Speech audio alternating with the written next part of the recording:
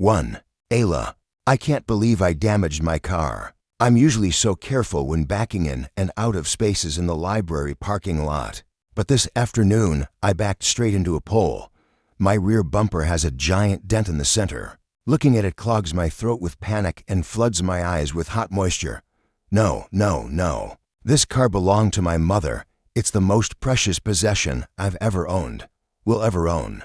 When she died, my father sold all her possessions because it was too painful for him to look at them.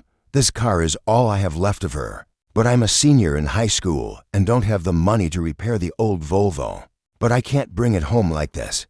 My father will kill me. 2 years ago, on the morning I turned 16, I woke up to find my mother's car sitting in the driveway. It had been sitting in the shed since her death, the engine dead, upholstery ripped, one of the windows cracked. But that morning, I found it shiny and restored in front of the house with a giant red bow on the top. It is the only kind thing my controlling father has ever done for me, and now I've ruined it. I slide my fingers into my dark brown hair and force myself to survey the damage one more time. Tears slipping down my cheeks. There's a reflection in the rear window that stops a sob from building in my throat, however. The vehicle repair shop across the street from the library. I turn and look at the building, my heart starting to race a little faster. I walk past the repair shop all the time and as usual, he's standing in the opening of the garage, watching me, like he always does. Flint Porter, or as I like to call him, my shadow. He's a high school senior like me, but he doesn't look like one. Most of the boys in my grade are awkward and greasy and gangly, but not Flint.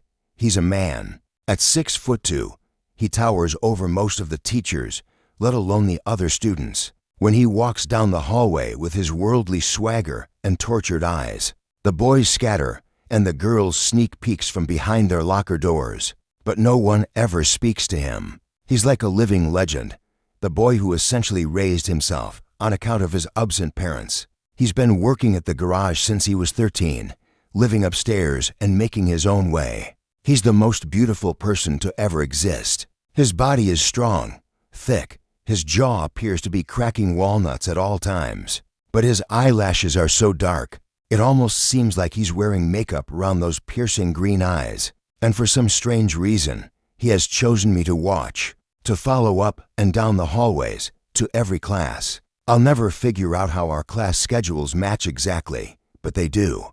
Every year since the beginning of high school, he sits behind me, never saying a word, just grinds that jaw and stares at the nape of my neck while my stomach does acrobatics. As a result of Flint's undivided attention, no one talks to me either. I don't know whether to hate him or love him for it. I'm not a very social person. I just like to keep to myself, read my fantasy novels and dream of the future, where I'll go, what I'll do. It's kind of nice not having the pressure of friendships and boyfriends demanding my attention. But every morning, I wake up and wonder if today is the day Flint will speak to me. It never is. But considering the horrible dent in my bumper, it appears I'll be the one approaching him. What other choice do I have? I'll beg him to fix my mess if needed. I'll pay him in installments. I'll do his homework for the rest of senior year. Whatever I must do to restore my mother's car. It's all I have left of her. My pulse is flying as I get into the Volvo and carefully drive it across the street. There's a flash of surprise on Flint's face when I signal that I'll be turning into the garage, but it disappears just as quickly. He steps back and watches me slowly glide into the concrete bay. I turn off the engine and sit in the silence for a long moment, my eyes locked with Flint's through the front windshield. Goodness, he looks ever more like a grown-up in this environment. In those coveralls, his huge shoulders look like they could bust through the seams at any moment. His dark hair tangled around the collar. When he strides toward the driver's side, clearly intending to open the door for me, I make a small sound and press a hand to my belly. It's flipping uncontrollably. What am I thinking coming in here? It's so secluded. We're the only ones in the garage. I've never even spoken to Flint. Now I'm going to ask him for the favor of a lifetime. He opens the door, ducking down slightly so he can see me. Hello, Ayla. Thank God I'm wearing a padded bra, because this first time Flint utters my name in his smoky rasp, my nipples turn to hard little pegs. I reach for the hem of my skirt and tug it down automatically, but it's still too short to reach my knees. Does he notice my thighs trembling? Hey, Flint. He coughs into his fist, his eyes closing momentarily. Because I said his name? Then he steps back and swipes a hasty hand through his hair. What do you need? Stop being a coward. I berate myself and finally climb out of the car. He watches me under hooded eyelids, his chest swelling, and I get the feeling he wants to surge forward, pin me against the side of the car, but that might be my nerves wreaking havoc on my imagination. I've never been alone with a member of the opposite sex before. I backed into a pole at the library. He stops breathing. Are you hurt? I shake my head rapidly, and the tension seeps out of him. No, not at all. I walk toward the bumper, his bootsteps following behind me. I don't know what happened. I know that pole is there. I tried to stop, but I think my foot must have slipped. Oh God. Seeing the dent in the dim, yellowish light of the garage makes it look 10 times worse. To my horror, liquid heat creates pressure on the backs of my eyes, a chill blowing down my spine. This was my mom's car. I should have been more careful. I should have been paying attention. I look up at Flint, but I braked. I know I did. He stares at me for long moments before slowly shaking his head. My angel doesn't cry. His right hand lifts, hovering over my face for several beats, explosions taking place behind his eyes. Then his thumb slides across my cheek, collecting moisture in one warm sweep. My angel comes and tells me her problems, and I fix them. It's about time you figured that out. 2. Flint.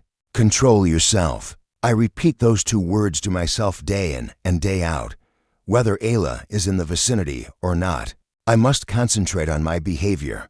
Focus on reining in these impulses that apply only to her. Impulses that feel as though they've existed in me since the beginning of time. Get inside of her. Get her pregnant.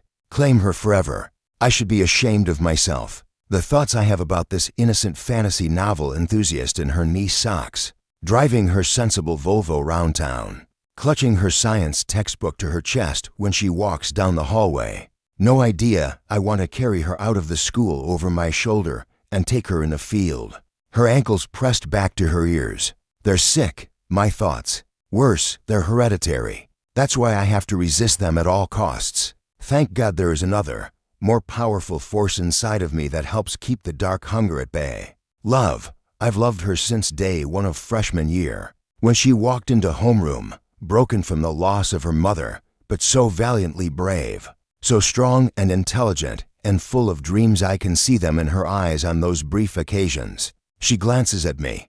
I want to make every single one of those dreams come true, so I control myself. My urges are a direct conflict to Ayla's dreams. That makes them the enemy. Even now, standing in the silent garage with her tears wetting my thumb, I am going too far. I'm revealing way too much, but I can't help myself. She came to me. She finally came to me. Why your angel? She whispers now. That's right. Control yourself. The mantra doesn't quite work this time, unfortunately. Not when she's standing so close, looking so fucking beautiful, and we're alone.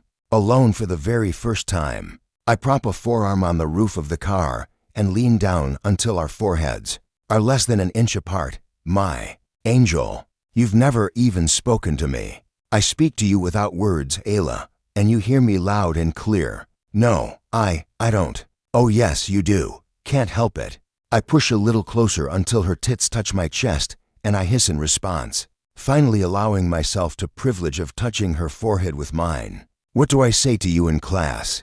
She shakes her head, wets her lips, and takes her time formulating a response. Am I making her dizzy the way she's making me dizzy? It's more what you say to everyone else, she whispers, finally. And what is that? Stay away, she whispers. My dick is as hard as nails, just hearing her breathe, feeling the swell of her tits, touching her precious face, finally having her words directed at me. I'm in paradise, good girl. Is that a soft moan? No, I can't be so lucky. I don't understand this, she says. I don't understand what's between us. I'm obsessed with you.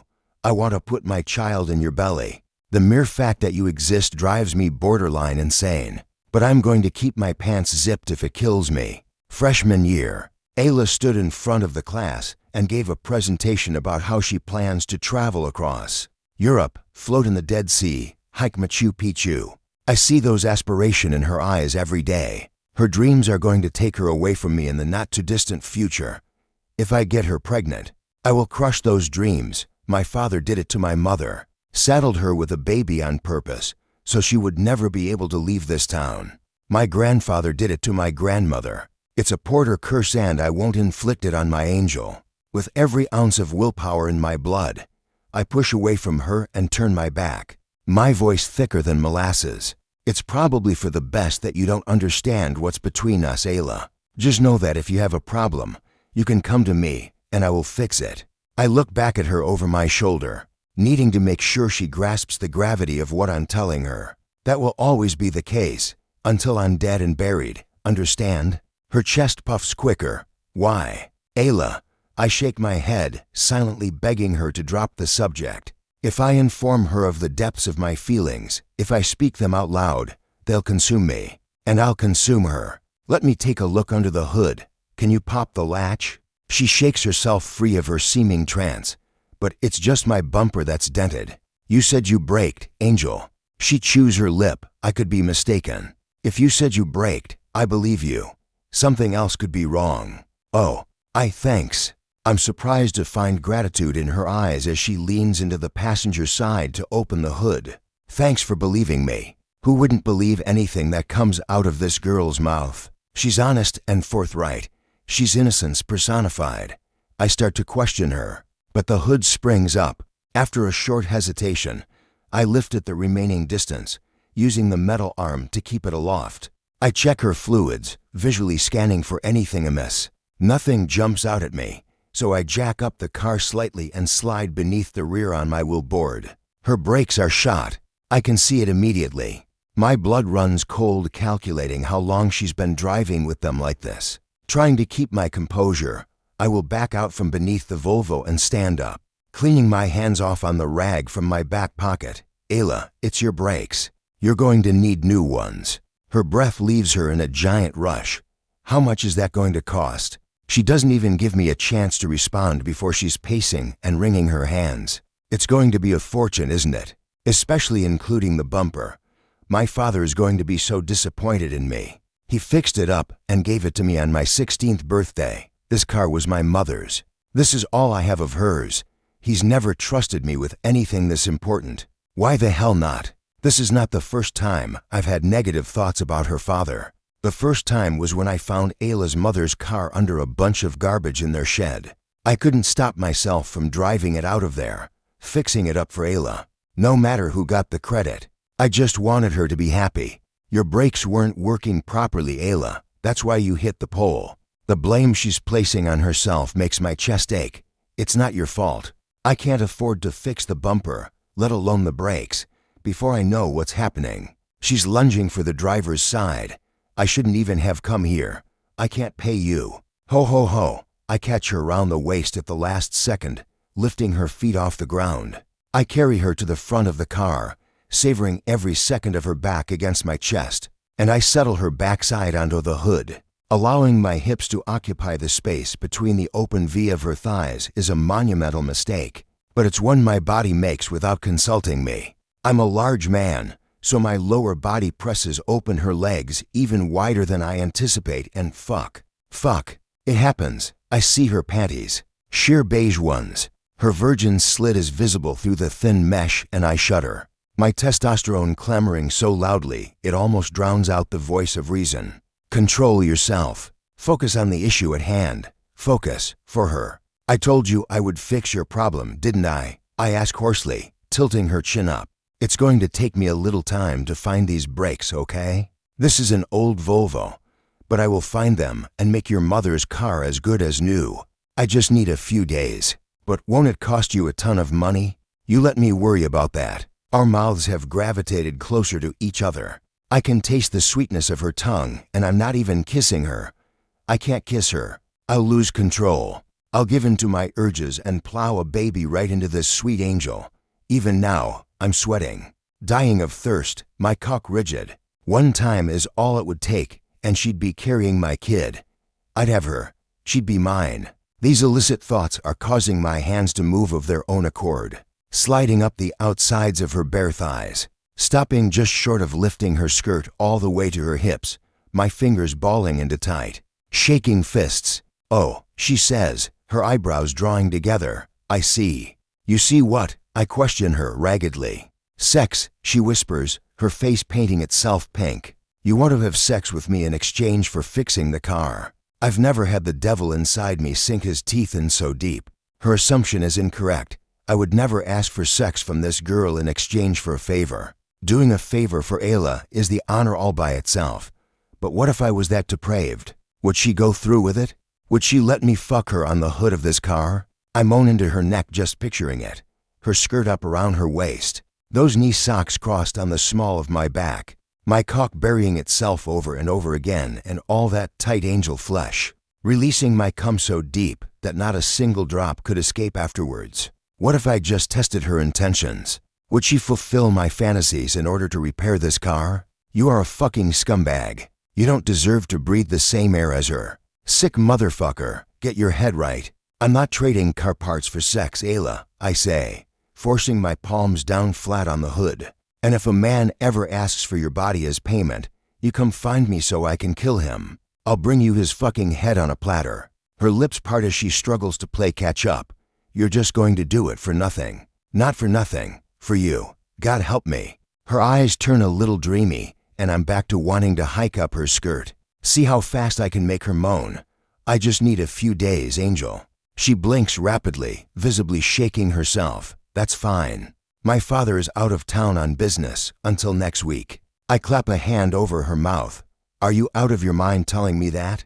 I lean forward, bringing us eye to eye. Ayla, do you realize how goddamn beautiful you are? You can't just go around telling men you're going to be home alone. Normally I wouldn't, she whispers when I take my hand off her luscious mouth. I'm not thinking straight. My groan comes from the pit of hell. Why? Tell me. She shakes her head, her color deepening. I gnash my teeth. Ayla, I'm not thinking clearly. B, because I can tell you want to kiss me. Spend overflows from the head of my cock, and I slam my hips against the front of the car to cause myself pain in order to restrain myself. It doesn't do a damn bit of good, though, and I continue to throb angrily against my zipper. I should back off right now. Go handle my erection with a vigorous fist while I think about ripping off those nude-colored mesh panties with my teeth. She acknowledged my attraction to her out loud. We're finally here, and it's almost too much to bear. Yeah, I do want to kiss you. To start, do you know how long I've wanted that? Freshman year, she whispers. That's right. A little shiver passes through her, as if she's caught off guard by my honesty. Why don't you ever try? Her brow quirks with curiosity. Or ask me out on a date. Oh, my sweet, innocent girl. It's complicated, Ayla. She straightens her back. I can keep up. Her tits are still bouncing after sitting up straighter so quickly, and I watch them. Salivating like the wolf in a fairy tale. She has no idea what she does to me. Every move, every wiggle, breath and flutter of her eyelashes is Armageddon. I've never asked you out on a date because I don't want to split a pizza and make small talk. That's too ordinary for us. Ayla processes this slowly. Then what would your ideal date with me look like? My answer is going to scare you. I would rather blow my brains out than do that. I won't be scared. And then she does something I never could have expected. Breathing nervously, she lifts her right hand and runs feather-light fingertips down the front of my work shirt. Tell me. My control falters and I struggle to regain it, but I can't.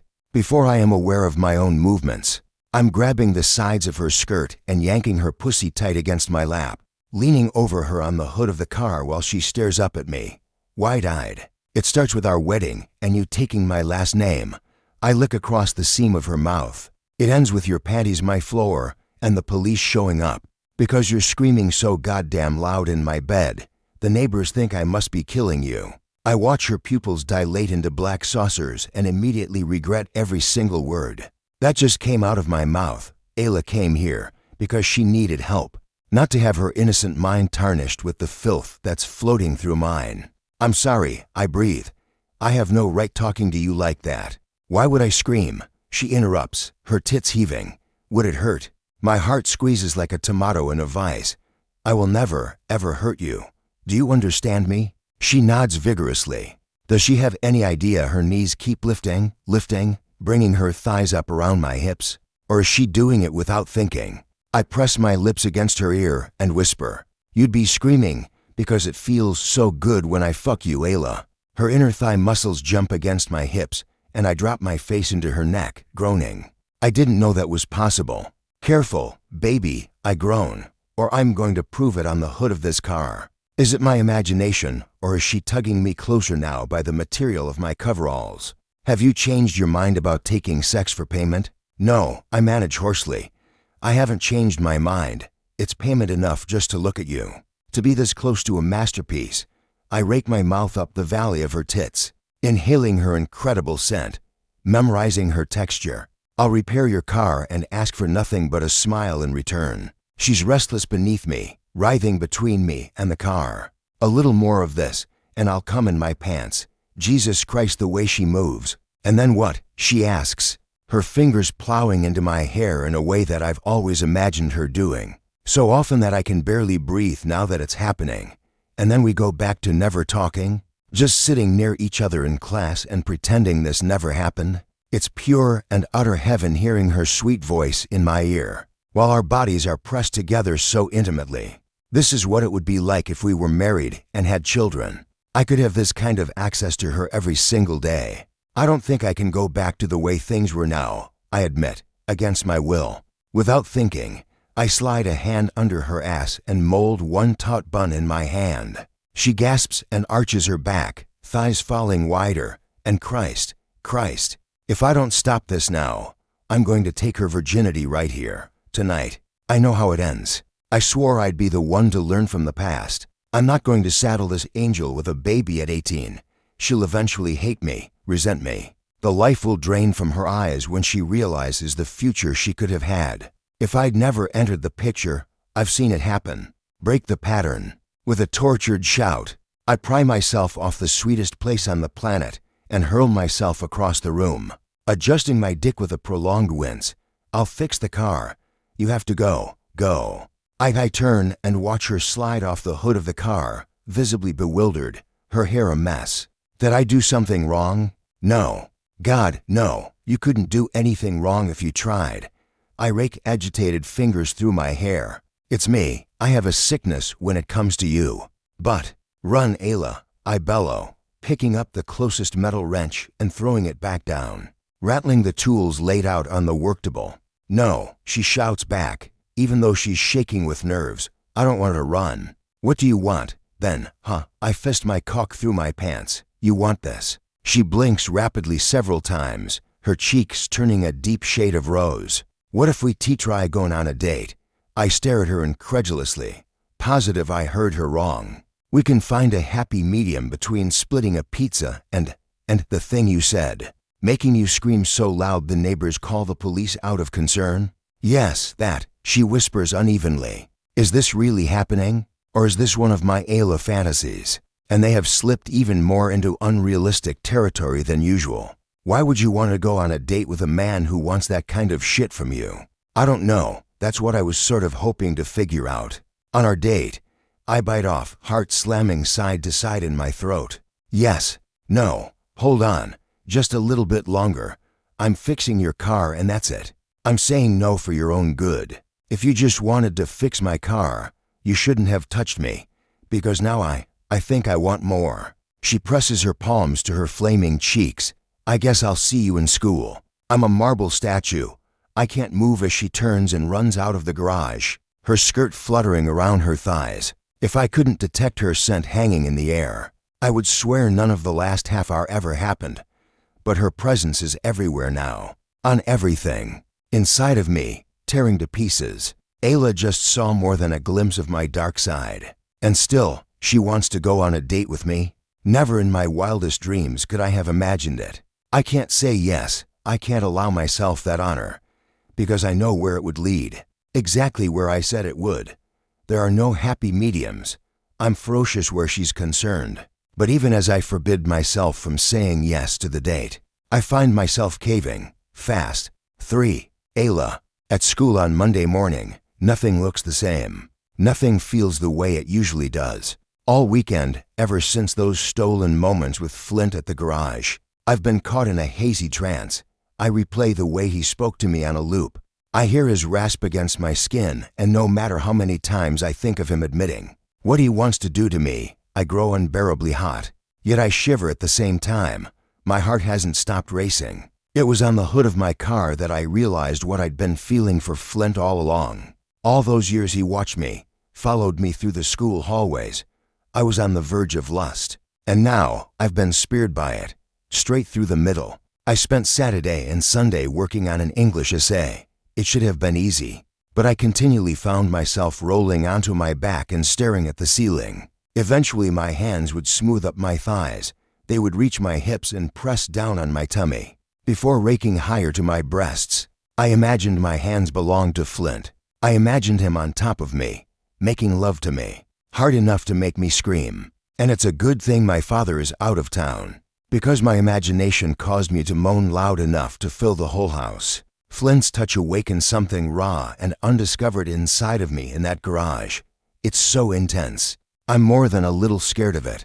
I'm pathetically inexperienced, so I don't even know what it takes to satisfy whatever is churning inside of me. But I know Flint is the one who is supposed to do it. It was him all along. My body knew the answer before my head. This cauldron of sudden feelings for Flint is bubbling over as I stand at my locker, waiting for the bell to ring for first period. Voices around me are muffled. Everyone seems to be moving in slow motion. I'm tightening and releasing in places that I'm usually unaware of. Between my legs, deep in my belly, even my fingertips stretch and contract, like they can't stay still. I'm trying to keep my breathing even, but my chest rises and falls to fast, so fast. Does anyone notice the change in me? The world goes utterly silent inside of my head when Flint appears at the top of the hallway. My pulse misfires and I almost drop the chemistry book that I'm holding. Several students are watching me with open curiosity, so I whirl around and try to hide my pink face behind my locker. I can't help but peek through the slats as Flint approaches, however. Goodness, is he even more magnetic than usual this morning? In a black t-shirt, faded jeans and boots. He doesn't wear clothes like most high school boys. No, that shirt clings to his muscles like hot, melted wax. His dark hair is still slightly wet from his shower, and he doesn't bother with a backpack. He walks with purpose, not a hint of self-consciousness like the other boys. No, he locks in on his target. Me puts his head down and weaves through the traffic in the hallway, determined to reach me, just like every other weekday morning. Except this time, my skin is hotter than the surface of the sun. I know what his muscles feel like shifting on top of me. I know he gets hard for me, and I've asked him out. I can't believe I asked him out. It happened so fast. I'm still not sure what gave me the courage, except I could feel him trying to build a barrier between us, the same thin one we've existed with for years. But after the incredible wake-up call he gave my body, I couldn't stand the idea of taking a step backward. I want to experience his hands on my thighs again. I want to know what my body is craving. He's the one who is supposed to show me. All weekend, I've been wondering how he's going to act toward me today, silent and intense, as usual, or will he talk to me? I don't have long to wait for my answer, because he reaches me. I hold my breath as he steps up beside me at my locker. There's a mirror taped to the inside of my door, and I watch him inhale my scent, his whole body seeming to seethe with restraint. With his mouth hovering an inch from the crown of my head, he says, "Why are you hiding, Ayla? Is somebody bothering you?" It's impossible to miss the dark trace of violence in his tone. What would he do if someone was bothering me? No, I manage breathily. I'm just not feeling very social. A pause ensues.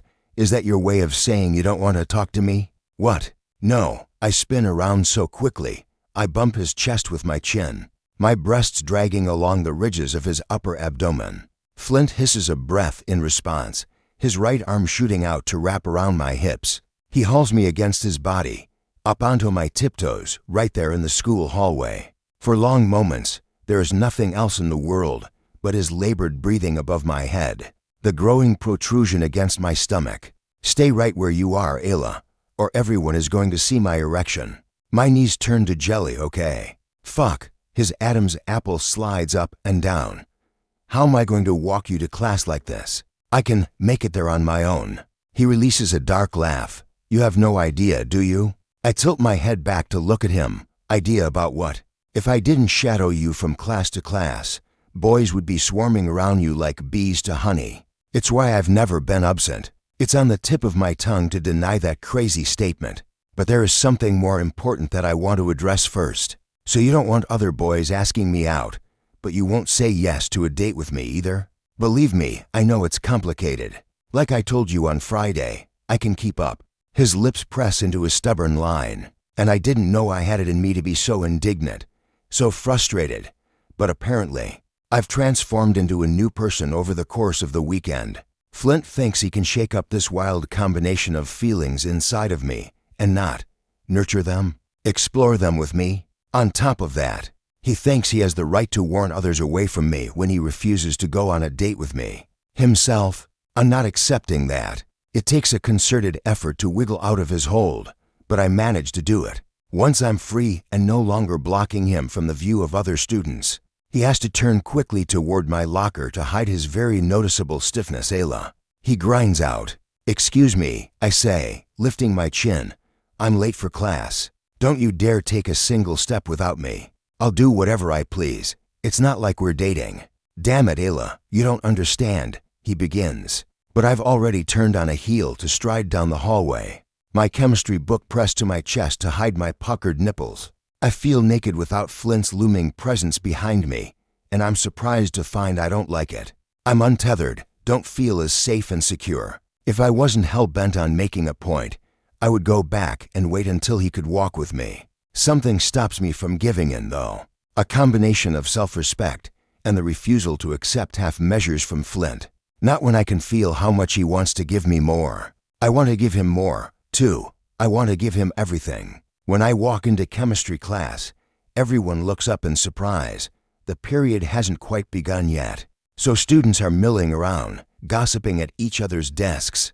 "Holy shit," says one of the girls. She doesn't have her bodyguard with her today. A boy in a football jersey elbows his friend. Finally, with my pulse fluttering, I cross the room and set my book down on my usual two-person table. Flint has always been my silent partner in chemistry, and I assume he will be again today, when he eventually makes it to class. But the football player has other ideas.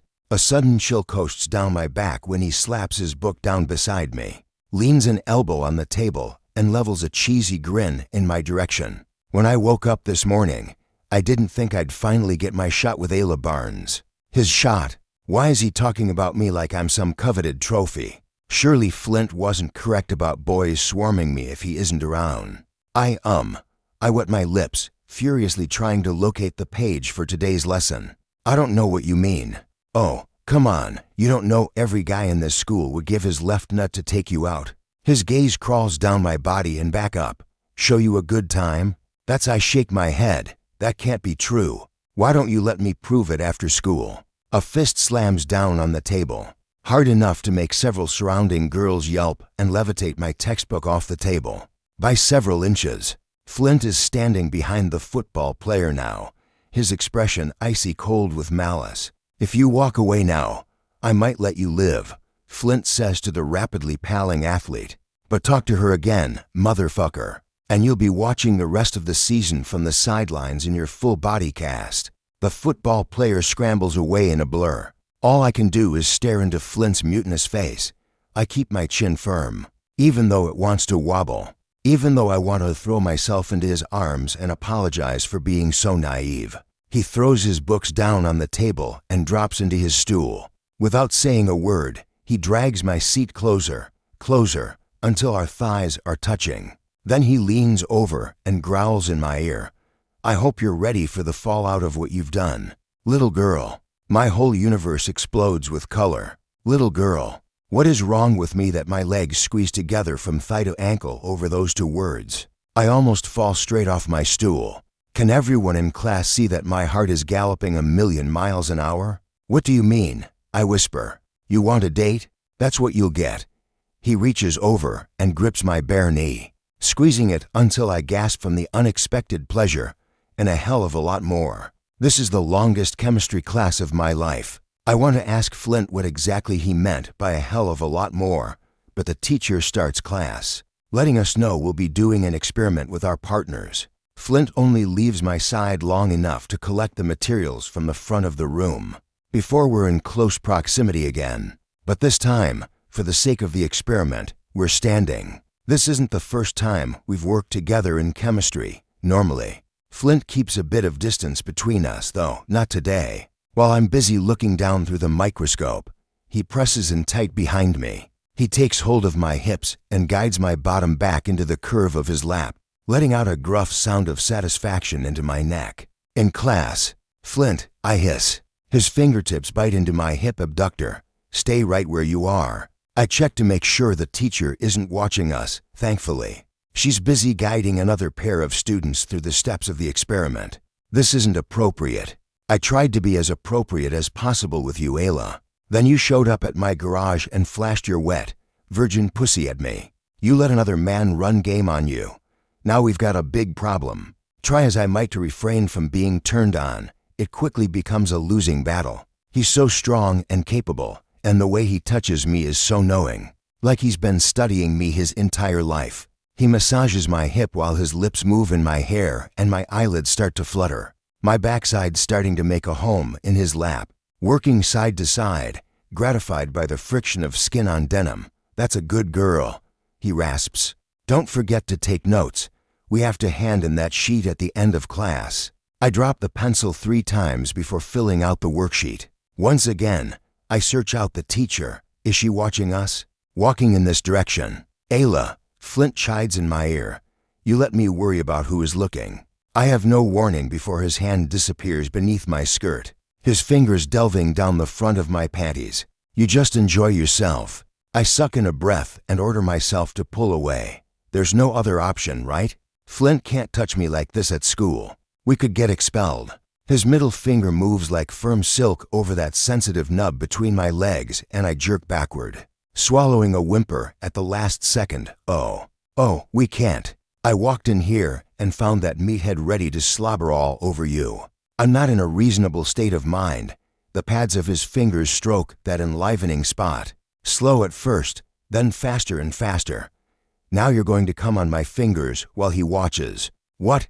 I'm already starting to tremble. Who? Look at him. Let him see how good I make you feel. Only me. Slowly, slowly. He presses a finger inside of me. Not all the way.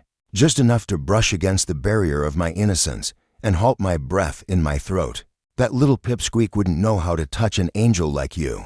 He'd fumble around and try and copy what he's seen in all the shitty internet porn. He's been watching, but he wouldn't get it wet enough, and he'd only last 15 seconds. I'm dazed, I'm reeling, but I manage to glance over at the football player. He's watching, slack-jawed, from the neighboring table as Flint starts to rub my clitoris in fast circles, his low groan echoing in my ear.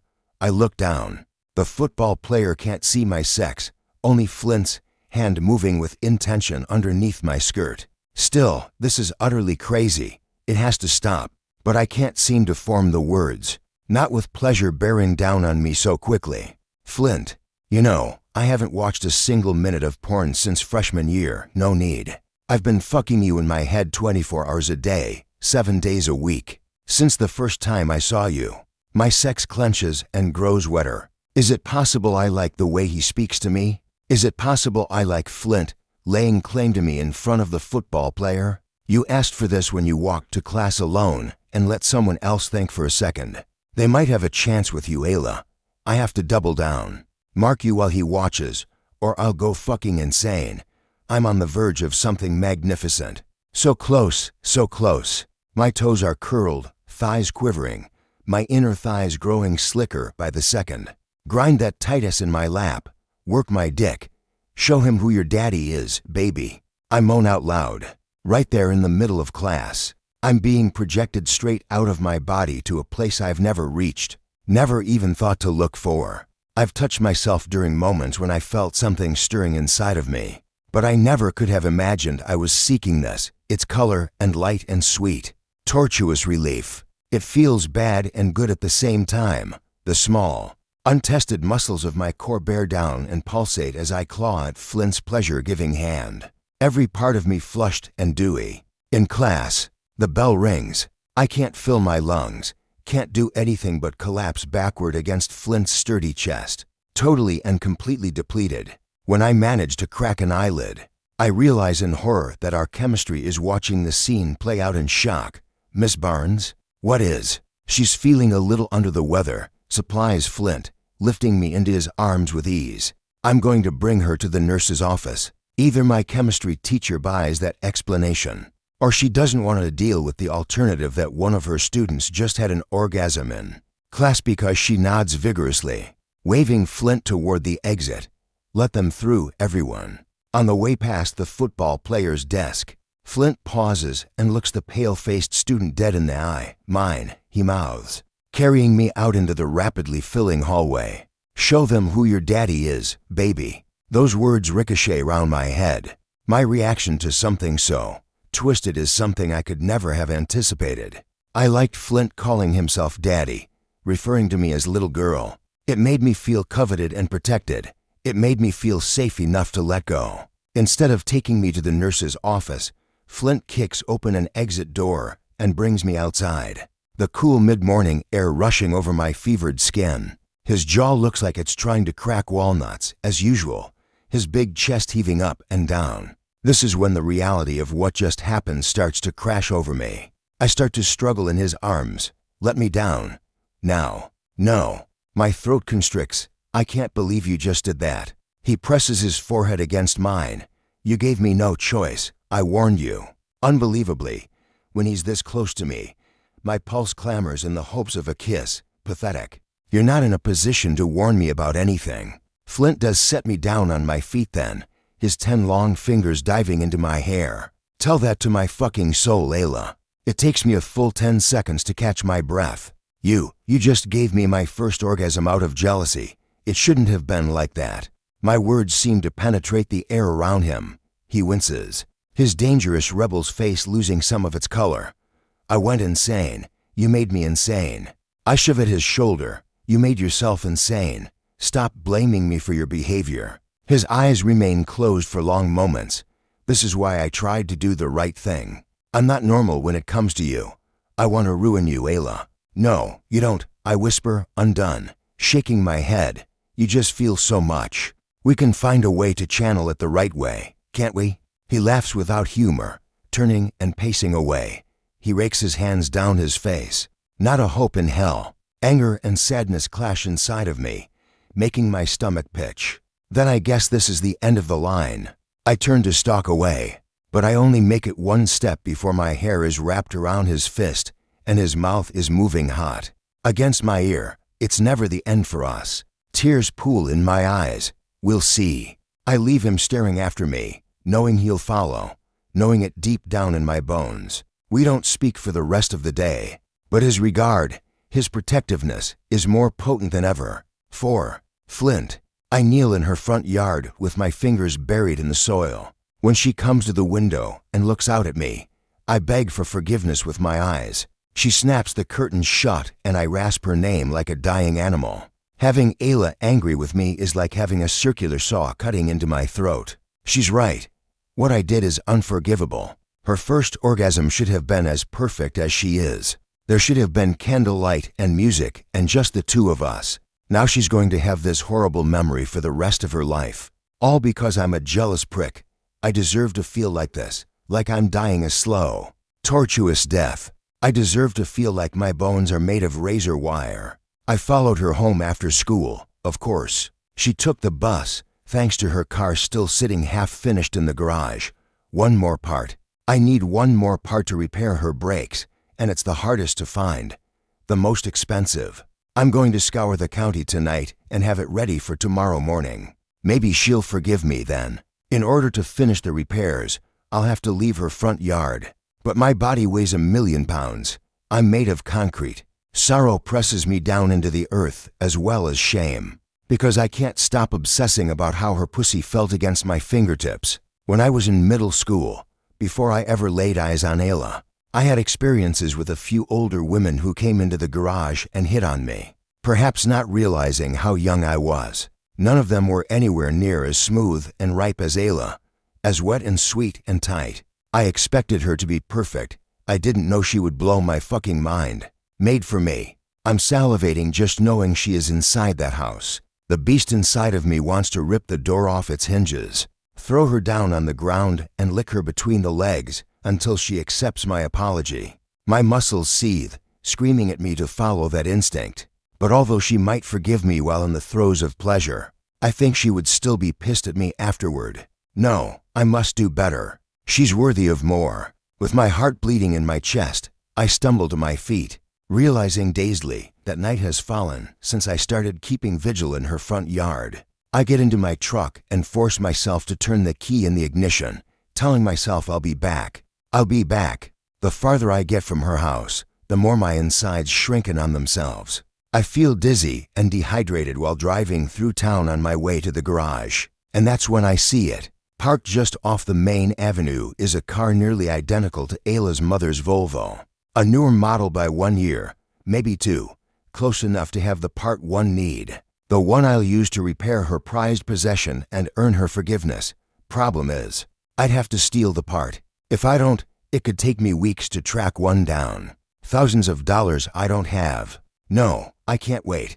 I need my Ayla back or I'm going to die from the pain of her disapproval. With determination blazing in my gut, I go to collect my toolbox. I've never bought roses in my goddamn life, but this morning I purchased every bouquet they had in the supermarket.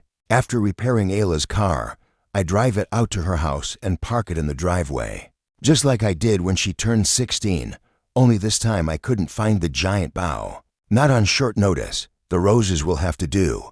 I spend the hours before sunrise cutting the flowers free of their cellophane wrappers and strewing them everywhere. On top of the car, inside the car, on the pathway in front of her house, the front doorstep, in the mailbox. I'm so intent on making the scene perfect for her. I don't realize the thorns are tearing my hands to shreds the entire time.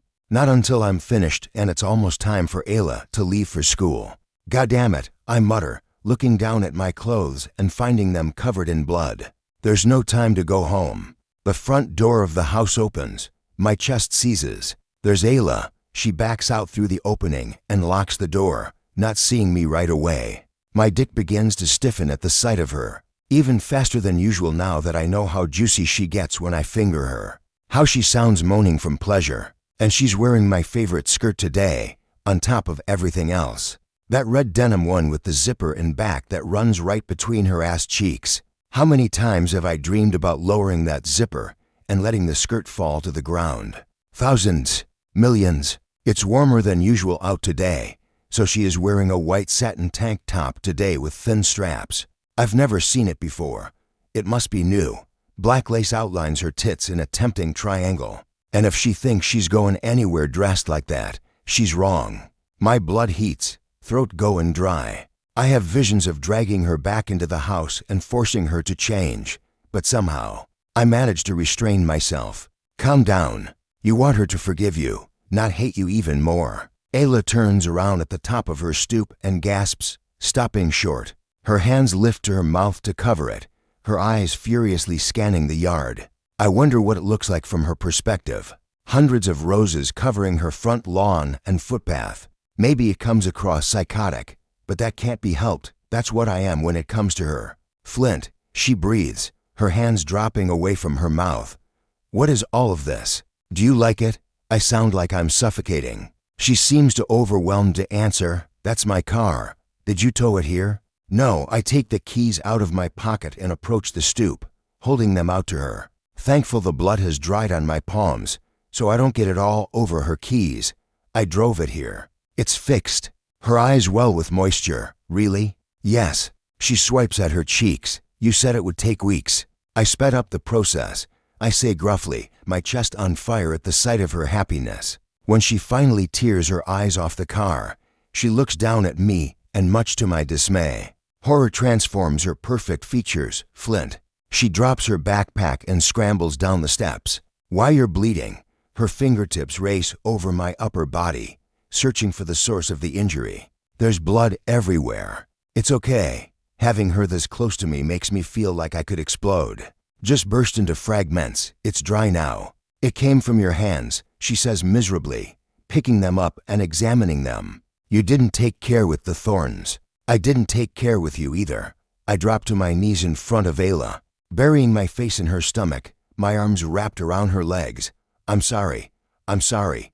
I'm sorry. After a second, her fingers slip into my hair, stroking me. You didn't have to mutilate yourself in order to be forgiven. I'd have done way worse, if necessary, I say, half of my words slurred, because the feel of her fingers moving in my hair is incredible. Tell me I've made you happy. You've made me happy, she whispers. I moan my relief into her stomach. Merciful angel, she has spared my life. Now come inside so I can bandage those cuts on your hands. I'm already shaking my head no, I can't go inside. Why not? Even after yesterday, she doesn't understand, does she? I'm out of control where she's concerned. I don't trust myself not to rip off your skirt as soon as we're through the door. Oh, her pupils expand as she puffs that single word. Would you feel better if I just brought the first aid kit outside? All I can manage is a curt nod. It takes all of my willpower not to grab her as she turns and disappears inside. Don't follow her. Don't you dare. By the time she returns, I'm shaking from the effort of remaining at the bottom of the steps. I watch through bloodshot eyes as she sets down the tin box and gestures for me to sit down beside her. What exactly are you going to do? I ask, eyeing the orange bottle in her hand. She cuts me a measuring look. Disinfect your cuts, and then, but it's a waste of time. They'll heal on their own. Ayla pauses in the act of uncapping the bottle. Why would you think tending to you is a waste of time? My shoulders feel jumpy. I've always healed on my own. For a long moment, she stares up at me in the early morning haze, trying and failing to hide her sympathy. Then she takes my wrist and tugs until I have no choice but to drop down onto the step beside her. No one has ever bandaged you up before. I can't seem to speak. My throat is too tight. I shake my head instead. When she takes my hand and turns it palm side up in her lap, a shudder goes straight through me. I wasn't touched hardly at all, growing up. Why the hell did I say that out loud? It makes me sound pathetic. Don't even think of feeling bad for me, Ayla, I say through my teeth. I'm fine. I feel bad for the little boy. She dabs some of the disinfectant onto my palms. It stings slightly, but I've experienced far worse pain. For instance, having her cross with me, so I don't wince or make a sound. As for the man, I wonder if the reason you get so overcome when we touch is that you're starved for human contact. My brows snap together in confusion. But I'm not starved for contact from anyone but you. For years, that simple statement of fact renders her momentarily speechless. That does sort of shoot holes in my theory. She starts to wrap my hand in a white strip of fabric, and I listen carefully, so I can hear her breathe and swallow. But the fact that you weren't touched at all growing up might still account for it affecting you more than most. I don't know, maybe. I close my eyes and examine the sharp, constant churning inside of me, the one that is always in effect when Ayla is close. Lay her down in the grass and get her pregnant. Get your fucking sperm inside of her. I shake my head to dislodge those urgent thoughts. They have no place here when this sweet girl is fixing my wounds. Try and be less of a bastard. Maybe you're right, I choke out, truthfully. When I touch you, I do feel like the void inside of me is being filled to overflowing. I jerk my chin at the bandage she's winding around my fist. You patch me up in more ways than once. Her eyes are softer than I've ever seen them. And yesterday, I swallow hard, shame closing in around me. No one has even been permanent in my life. No one has ever been mine, until you. You're mine, and I got scared when I saw you speaking to someone who could. Someone who could what? Be normal for you. I'll never be that. Normal has never interested me that much. She looks down at her lap for long moments, then shocks the hell out of me. Because when she lifts her gaze to mine again, she's pure sex. There's been a tear in her innocence, and she's giving me a peek to the other side. I absorb it like a greedy beggar, groaning and shifting on the steps to accommodate my swelling cock. I don't think I'm normal. Either, anyway, she whispers. Why? Somehow she manages to look shy in the middle of all that sultriness. leaning in to rub her lips against my ear. Because I liked it yesterday when you called yourself. I grab my dick in a vice grip to keep it from erupting. Daddy? She hums in affirmation. Holy fuck, I didn't see this coming. Calling myself her daddy was something I planned on apologizing for, once the bigger transgression was safely out of the way. But she liked it. Son of a bitch. It goes without saying that I loved it, that taking that role for her felt inevitable. But never in a million years did I expect her to want more of that talk, that play. Take her inside. Hold her down. Flood her fucking womb while she calls you daddy. My God, I can't stand this temptation anymore. I'm drowning. What does it mean that I like you being called that? She glances back toward the house, turning a little pink. Is it because, do I have issues? Am I just a cliché? As if you could ever be a cliché. A corner of her mouth lifts, eyes appreciative. I call him father. We're not close. He pretty much just tells me what to do. There's no affection. Not like when my mom was round. I'm sorry about your mother, Ayla. I'm not sure if I ever said it out loud. Thanks, she whispers, searching my face.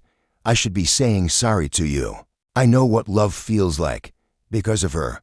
I'm not sure you ever did. They left you alone so young. Because they were unhappy with this life. The same life I want to inflict on Ayla. But I can still save her, can't I? Save her from me. You're going to be late for school, baby, I say on a shudder. Her lips are so close to my ear. Let's ditch. Need is written all over her features when she pulls back slightly, and my body throbs. Desperate to ease her. Take me to the lake, ever so slightly. She touches the lobe of my ear with her tongue, and my balls harden to stone. No one else will be there this time of day. The lake. Young people in our town go there to make out.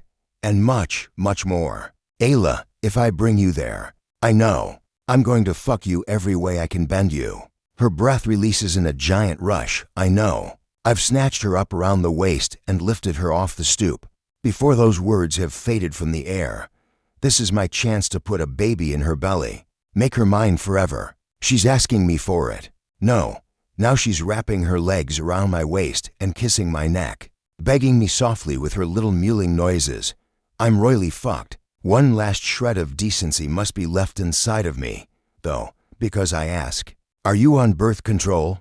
The part of me that is desperate for Ayla to have a bright future and everything she wants hopes. The answer is yes. The beastly part wants it to be no. The pill? Anything. She blinks a few times. Huh? I'm on the pill. I'm not sure which side of me is winning, the depraved animal or the conscientious boyfriend. But I can only nod and carry her eagerly to the car, firmly ignoring the ripple of intuition that she's not telling me the truth, and being fucking elated by her lie. 5. Ayla. I lied. It's a big lie. I'm not on the pill. I turned beet red when the doctor brought it up at my last physical. My father was in the room, too, and he couldn't even look at me for days afterward. At the mere mention of birth control. Now I'm going to the lake with Flint, and it's understood that he's going to. That we're going to.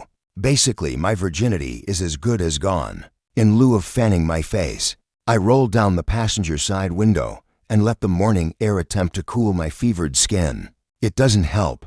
Flint's hand is under my skirt, massaging the top of my thigh. His expression is nothing short of wolfish, and he can barely keep his eyes on the road. That heated gaze rakes over my breasts every few seconds, his breathing growing more and more labored, the zipper of his jeans straining. I'm really doing this, giving myself to Flint. Last night, I fully intended to remain mad at Flint for the rest of my life. He could sit in my yard until the end of time looking like death warmed over, and I wouldn't cave. Not a chance. Even if I was lying in bed sweating, tossing and turning thinking about how he touched me in chemistry class, like he knew every single inch of me by heart. No matter how hard I tried to replicate what he did to give myself release, nothing worked. It's him. He's part of the pleasure, a huge part, and there's no denying it to myself, especially when I walked out of my house today and saw the roses. My mother's car, restored. In that moment, I felt myself topple backwards into love. I've been poised to fall for years, but it has finally happened. I'm in love with Flint. Maybe I should give myself a day to think about what I'm really doing here. I'm potentially surrendering the future I have planned for another one entirely. If I have unprotected sex with Flint, there's a very good chance I could get pregnant, and there's something inside of me, something deep and dark and undiscovered, that loves that possibility. The thought of carrying this man's baby stiffens my nipples into tight buds and makes me want to pet myself in between the legs. When I imagine him thrusting inside of me until he spends, when I think of him leaving a part of himself inside of me, I get so breathlessly excited. I can't sit still. I want it now. What is happening to me? I have to restrain myself from climbing into his lap at a red light and begging for him to release inside of me right now, Daddy. Before we reach the lake, I should tell Flint the truth, that I'm not on the pill. We could use a condom and I could visit the doctor tomorrow. Actually get on the pill and do this right. It's not fair to take the choice out of his hands. He's only 18, obviously. He doesn't want a baby yet. What man his age does? He might have claimed he wants to marry me, but for all I know, he meant 10 years in the future, when we're the right age. But we draw closer and closer to the lake and my mouth stays closed, keeping my lie locked deep inside. I don't want him to hesitate or back out, nor do I want a single thing between us. Something new and sorted inside of me has taken over, and it feels good. For now, it feels so glorious, I couldn't turn it off if I wanted to. When we reach the lake, the sound of him pulling the parking brake is louder than a thunder crack. The sudden silence in the car means it's impossible to ignore our heavy breathing. How it picks up speed the longer we sit there. In order to try and slow my zooming heart, I look out at the lake, inhaling and exhaling. But I'm barely seeing the still blue water or the sunshine reflecting off the surface. You wouldn't happen to have a blanket in the trunk, would you? He asks, the sheer depth of his voice causing my skin to prickle everywhere. Actually, I might, I respond, trying to sound normal and not like my hormones are ziplining across my stomach. I went to my cousin's peewee football game a couple of months ago. It was early in the morning and I knew I'd get cold. He stares forward for a beat, his mouth twitching. I like the image of you sitting on the bleachers wrapped in a blanket like a burrito. I wouldn't have needed a blanket if you were there, I say breathlessly. You'd have kept me warm. As soon as those words are out of my mouth, I want to die from embarrassment. I flush clear to my hairline, wishing I knew how to be cool for 5 seconds. Honestly, I sound like someone from a corny, old black and white movie. Ayla, I can't look at him, yes? Say more shit like that. He reaches across the center of the car and cups my cheek, brushing his thumb along my bottom lip. I mean it. Say that shit all the time. When there's a thought in your head, just trust that I want to hear it. Warmth runs through my midsection, then erupts into a swarm of butterflies, okay? His thumb presses gently to the center of my lower lip, tugs it down, and his gravelly growl fills the interior of the car. What am I going to do about this mouth? He murmurs. Kiss it, please. Say it out loud for me, Ayla. Sorry, I whisper, unlatching my seat belt. Kiss it, please. Flint seems almost pained by my request, like it's too much, too overwhelming. Long moments pass while he leans back, adjusting himself in his jeans, and then he pulls the lever on the driver's side seat to put some extra distance between his big body and the steering wheel. Before I can prepare myself, he's lifting me off the passenger seat and dropping me down onto his lap in a straddle position. And Flint's head falls back and he moans loudly, his prominent jaw going slack. I cry out, wiggle closer, my movements desperate. That first downward press of my sex on top of his erection is mind-blowing. My panties rasp against the denim ridge as I shift my hips, testing the friction, and immediately, I have to stop. It's too good. From this position, gravity allows me to find so much pleasure. I tilt my hips and grind a little, my breath releasing in a hot rush when Flint's hands slide into my panties and take tight hold of my backside, rocking me as we pant against one another's mouths. Is this how we're going to do it? I ask, rubbing my cheek against his bristled jaw. Maybe. He sips at my upper lip, his eyes glittering with something I recognize as obsession. And it doesn't scare me like maybe it should, but not until the second or third time. I want control the first time I'm between your legs. I've been waiting too long only to end up at the mercy of your hips. He slides a finger beneath the strap of my tank top, easing it over the curve of my shoulder and down my arm until my left breast is exposed to the morning light. His chest shudders violently. "Your tits grew so much during the summer between freshman and sophomore year," he murmurs, his finger circling my nipple until it's pouty and distended. "I had to jerk off in the bathroom every day between first and second period." "Why, you did? It drives me crazy that you're surprised." He yanks down the opposite strap with a lot less patience than the first time, biting down hard on his lip at the sight of both breasts at once. "You skip down the hallway without a bra, not a care in the world. These precious things bouncing around like you're being fucked, and you wonder why you need a bodyguard." I'm half delirious already, staring at his mouth, watching it move and listening to the gruff words coming out of it like I'm hypnotized. Maybe I am. Bras are uncomfortable. Oh yeah, so is an erection in public. I giggle against his mouth. Sorry. He lifts his hands and closes them around my breasts, his expression worshipful. As soon as I feel that cherry burst, he strums my nipples. All will be forgiven. He's so hard, so thick against my panties that I'm compelled to ride him. My hands coming to rest on the back of the driver's seat, my hips slowly grinding up and back. The combination of the friction between my legs and the electrified tingles he's creating by fondling my nipples is blanketing my vision in some kind of mist. That makes this feel dreamlike, a fantasy, and that feeling makes me buck a little faster. That's when our mouths meet for the first time, in the midst of an already frantic situation. And so there is no build-up. We're licking into one another's mouths with hunger and intention, his knuckles clamping down around my nipples until I'm whimpering, moving my hips faster, our lips opening wider with every kiss. We're nothing but carnal creatures, sustaining ourselves on the wet glide of tongues and the clashing of teeth. Fuck, he gives an up-thrust, pinning my bottom against the steering wheel. I've been waiting forever to do that.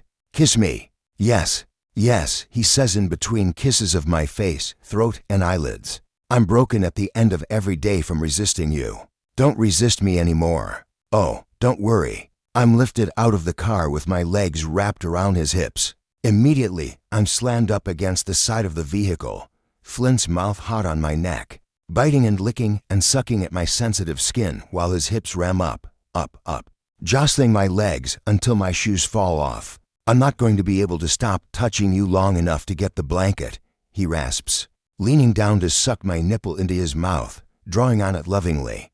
"I'm sorry, Ayla. We'll find some grass," I say absently, more concerned with his magical mouth and how to keep it on me, giving me these great, sweeping waves of sensation, or in the lake. "Yeah," Flint's voice is ragged as he stumbles back from the car, carrying me with him. That's when we both see it's a good 100 yards to the lake. "The lake is out," I say, planting kisses all over his face.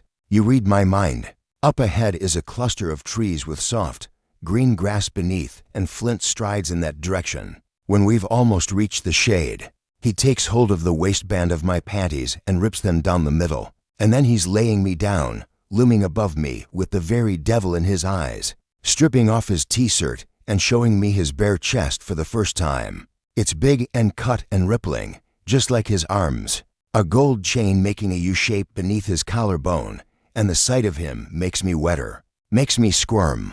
He unzips his jeans with impatient fingers, his gaze zeroed in on the juncture of my thighs. "I've been a monk for years, waiting for you. I'd have been a monk for 100 fucking years, long as I knew my angel was waiting on the other side." He comes down hard on top of me, before I can see the fleshy fists and tugs out of his pants. But we're both about to become dirty whores for each other, aren't we? Whatever the opposite of holy is, that's what we're going to be. I've already got you ditching school to fuck by the lake, don't I? Pussy wet, titties covered in suck marks. He wraps a hand around my throat and squeezes. Such a bad little girl. With the growling of those 5 words, all hell breaks loose inside of me. 6. Flint. Deep in my bones, I knew she would be like this. A perfect animal just waiting to be set free from her cage. We're equals now, humping each other in the grass, yanking and tearing at clothing. My teeth leaving marks on her shoulders, her tits, before racing back to her mouth where I get my sustenance. Lord Almighty, her tongue has the sweetest taste on the planet. I lap at it, suck it into my own mouth and suction our lips, trying to drag her essence into my soul. But it's not enough. I'll never, ever be full of her. I'll always be starved. She's going to drive me past insanity into new terrain, where there is only her soft skin and pussy and voice. I still have my hand wrapped around her throat, and she traces my grip with her fingertips, revels in being pinned to the ground by force. Her thighs are open, her tight, virgin cunt waiting like a pagan sacrifice. She wants to fuck even though she's never done it before. God help me when she gets a taste. I'll be rutting her before school, in between classes, and non-stop on the weekends. Her father is going to hate me with every fiber of his being, especially once her stomach begins to swell. At the reminder that she's almost certainly lying about being on the pill, I have to reach down and jack my cock several times. It's so sensitive, harder than it's ever been. My balls feel like they're in a death grip. Holy shit, I am a bastard. Instead of calling her on the lie and being a decent man, I'm going to lock this girl down so hard she'll never question that she belongs to me. I'll knock her up so fucking good and fast, her head spins. My nobility has thinned to nothing in the face of her needs. You going to make me a daddy, baby? I grunt without thinking, because who could think with a tongue like hers in his mouth? When she looks up at me with slightly guarded eyes, I realize what I've said and rush to correct myself. Your daddy, Ayla. That's who I am, aren't I? You've always known, even if you didn't understand. I still don't understand. I just know I really like when you call yourself that.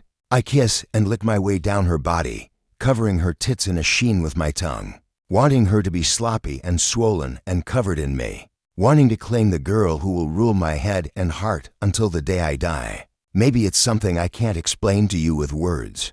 I raise her belly with my teeth while unzipping her skirt, tearing it down her legs and throwing it over my shoulder. Now she's naked except for the silk tank top that's circling her waist. On a scale from 1 to 10, she's 1,000. Jesus Christ, maybe I have to show you. Bathe in the sunlight. Her pussy is like fresh, succulent fruit. When I say I'm your daddy, I mean I'm responsible for you, for everything about you, but especially this. I run my thumb up the valley of her cunt and watch that little nub peek out at the top, asking for me, so eager, and I'm not capable of making her wait. God, no. I bow my head and worship her with a deep lick, teasing her clit with light side-to-side swipes of the tip of my tongue.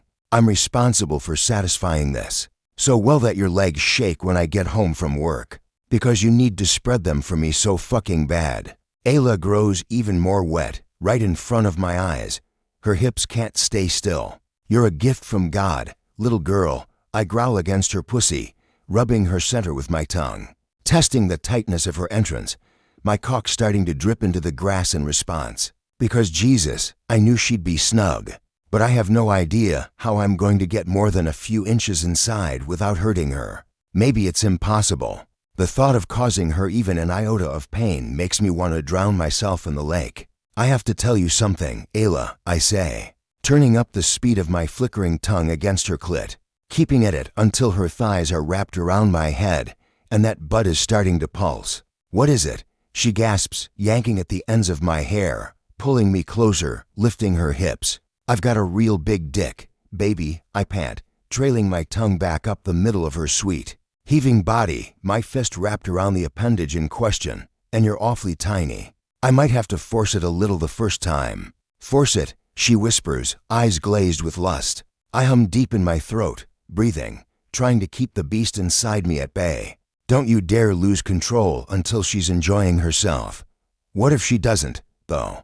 What if I snap as soon as I'm deep in that lush cunt, and I can't stop to comfort her? Or make it better, after 4 years of maintaining strict control, I'm being offered the ultimate feast, and I don't know how I'll react in the midst of so much pleasure, in the midst of Ayla. Shy breathe against her mouth, tucking the head of my cock up against her entrance and stroking myself in the direction of heaven, grunting and panting like a dog.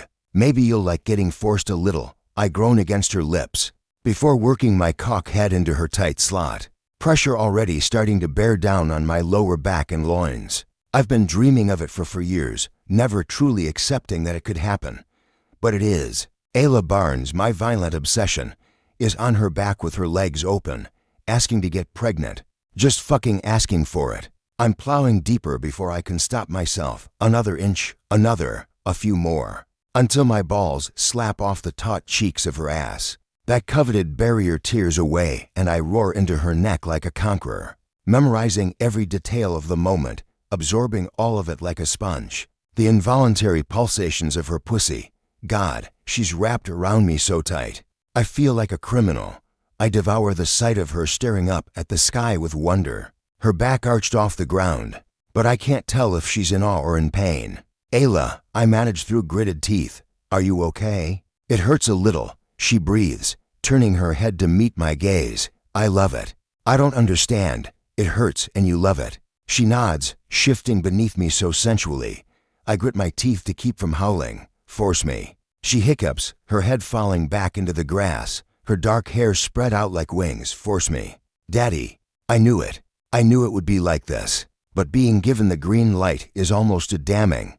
This is the point of no return. This is us embarking on something dark and messy and obsessive, but there's no stopping, no way out, and neither one of us wants to locate the exit.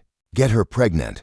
Force me, Daddy. Teeth gnashing. I lose any remaining grip on self-control, and I plant a forearm across her shoulders, taking her in the grass with sharp pumps, entering her with increasing violence, and she only moans louder, the muscles of her pussy flexing in welcome around me. Oh, you thought I was possessive before. Just you fucking wait. I lean down and scoop my hips at a new angle, making her squeal. Yes, squeal, like a trapped brat, and we both fucking love it. She excites herself with that childish sound, and watching her realize it is excruciatingly perfect. And again, utterly damning. No way off this dark path. Thank God. There might be days you hate me for sending you back into the house to change your tank top, or put on a bra, but I'll fuck you until you're smiling at me again. Won't I, Ayla? Yes, she whimpers. Yes. My spend is so heavy in my balls that I'm wincing as I thrust. To good. To fucking good. I should have beat off before taking her virginity, because her first time needs to be incredible, and I'm already poised to pop. I try to keep my eyes closed and focus on the unreal sensation of sliding in and out of her wet pussy, but I have to look. I must see her at all times. And my God, she's so beautiful, the most breathtaking sight in the world. Her lips parted in astonishment, her tits shaking with every rough slap of my hips. I've never seen her eyes so blue, so luminous, and they're focused on me, encouraging me to fuck her like the beast that I am. I hope you like the view, Ayla, I growl, falling forward to sink my teeth into her earlobe, jerking her knees higher round my waist and bearing down harder. You're going to be seeing it for the rest of your life. Death will have to bring an army to drag me off you. Her eyes flash with something akin to possessiveness. I know what it looks like, because I've seen it in my own eyes when I think about her. While looking in a mirror, it's a singular kind of ominous gleam. I won't let death take you. She pouts that bottom lip and buries her heels in my ass. You're mine. It's a wonder I don't spill everything I've got in this moment. I grit my teeth and flex my stomach as hard as possible, somehow managing not to come over my girl claiming me, verbally, out loud. It's my most coveted dream come to life. Ayla's man. I chant in her neck. Ayla's man. Top to bottom, through and through, always have been. The tempo of her breath is starting to change. She likes the angle of my hips. It's working for her, so I don't shift, don't stop. Just continue to use the trunk of my cock to rub her wet clit, giving it a firm grind here and there, until she's rocking upwards into those grinds and making these urgent mewling sounds that wreak havoc on my balls. I groan deep in my throat, lost in the grip of her body. Baby likes that, doesn't she? I love it, she whimpers. You're about to show me how much you enjoyed your first ride at the lake, aren't you?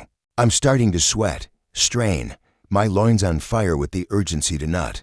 Just a little bit longer and she'll hit that peak, too. Come on, hang in there.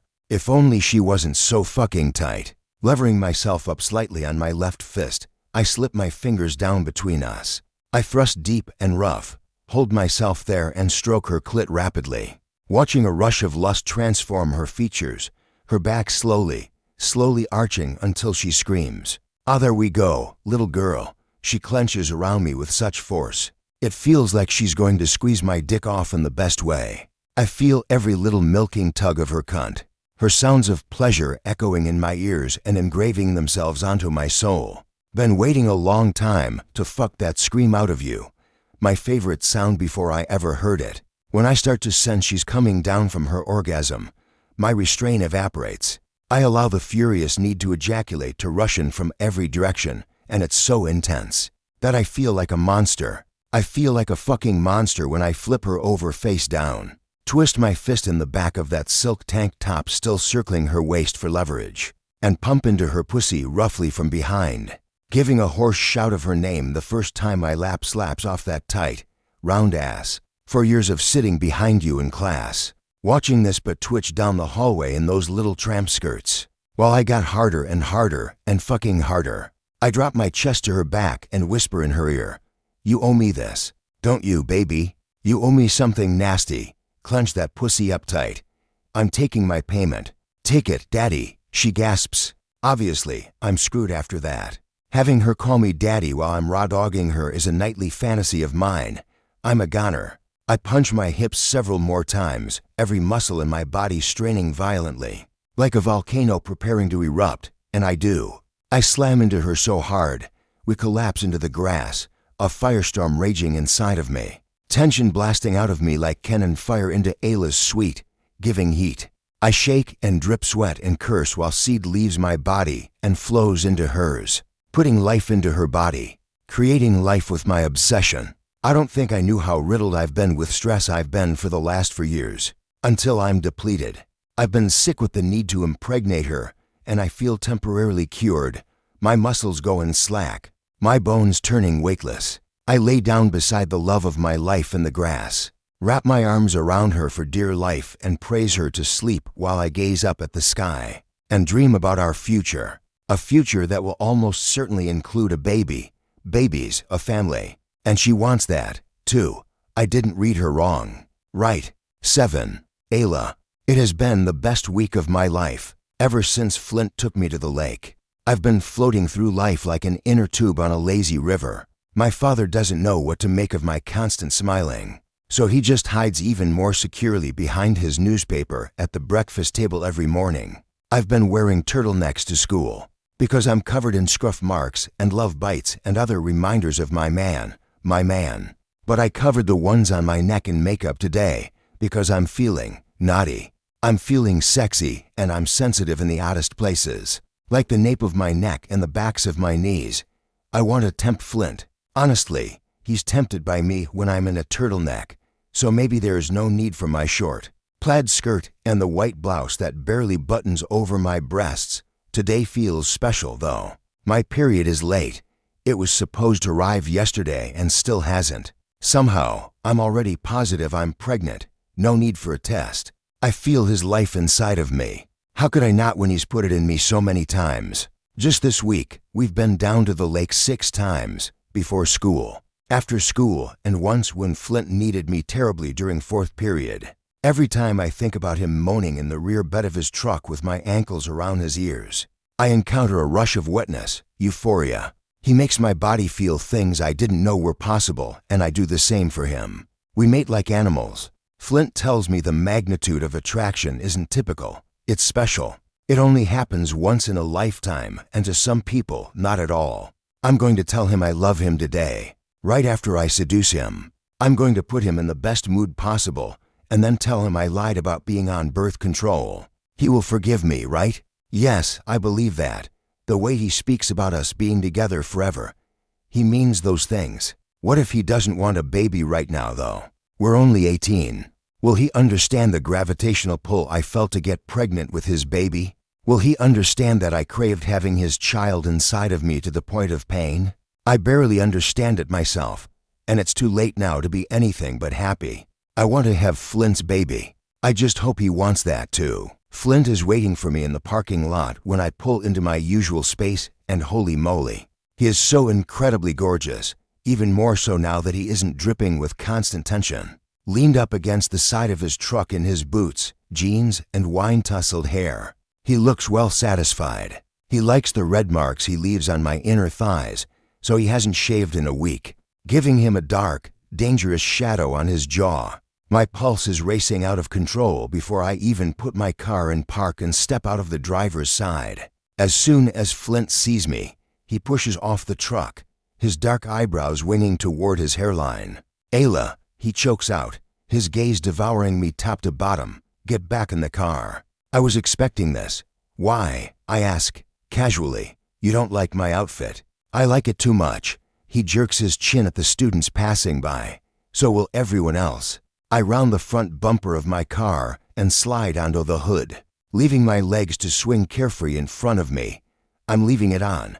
It makes me feel pretty. His eyes soften slightly, but not completely. "You'd be pretty in a potato sack, baby. But if you walk through the hallway in that outfit, I'm going to end up murdering somebody." He reaches me then, groaning as he steps between my thighs. "Goddamn, you wore the panties." He has a serious thing for my nude mesh underwear because I was wearing them the first time. He saw beneath my skirt the day at the garage.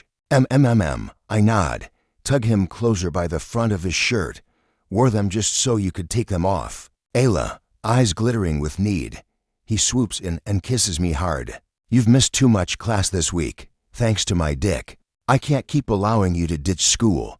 His gaze falls to my breasts, and he licks his lips. "I want to be a better boyfriend than that." My heart turns over. "You're the best boyfriend." Am I? There's something like guilt in his expression. But it quickly ebbs, and I wonder if I imagined it. I could be better. I could be helping you secure a better future, instead of what? His mouth presses into a stubborn line. "That outfit doesn't darken the doorway of this school." "Ayla, I mean it."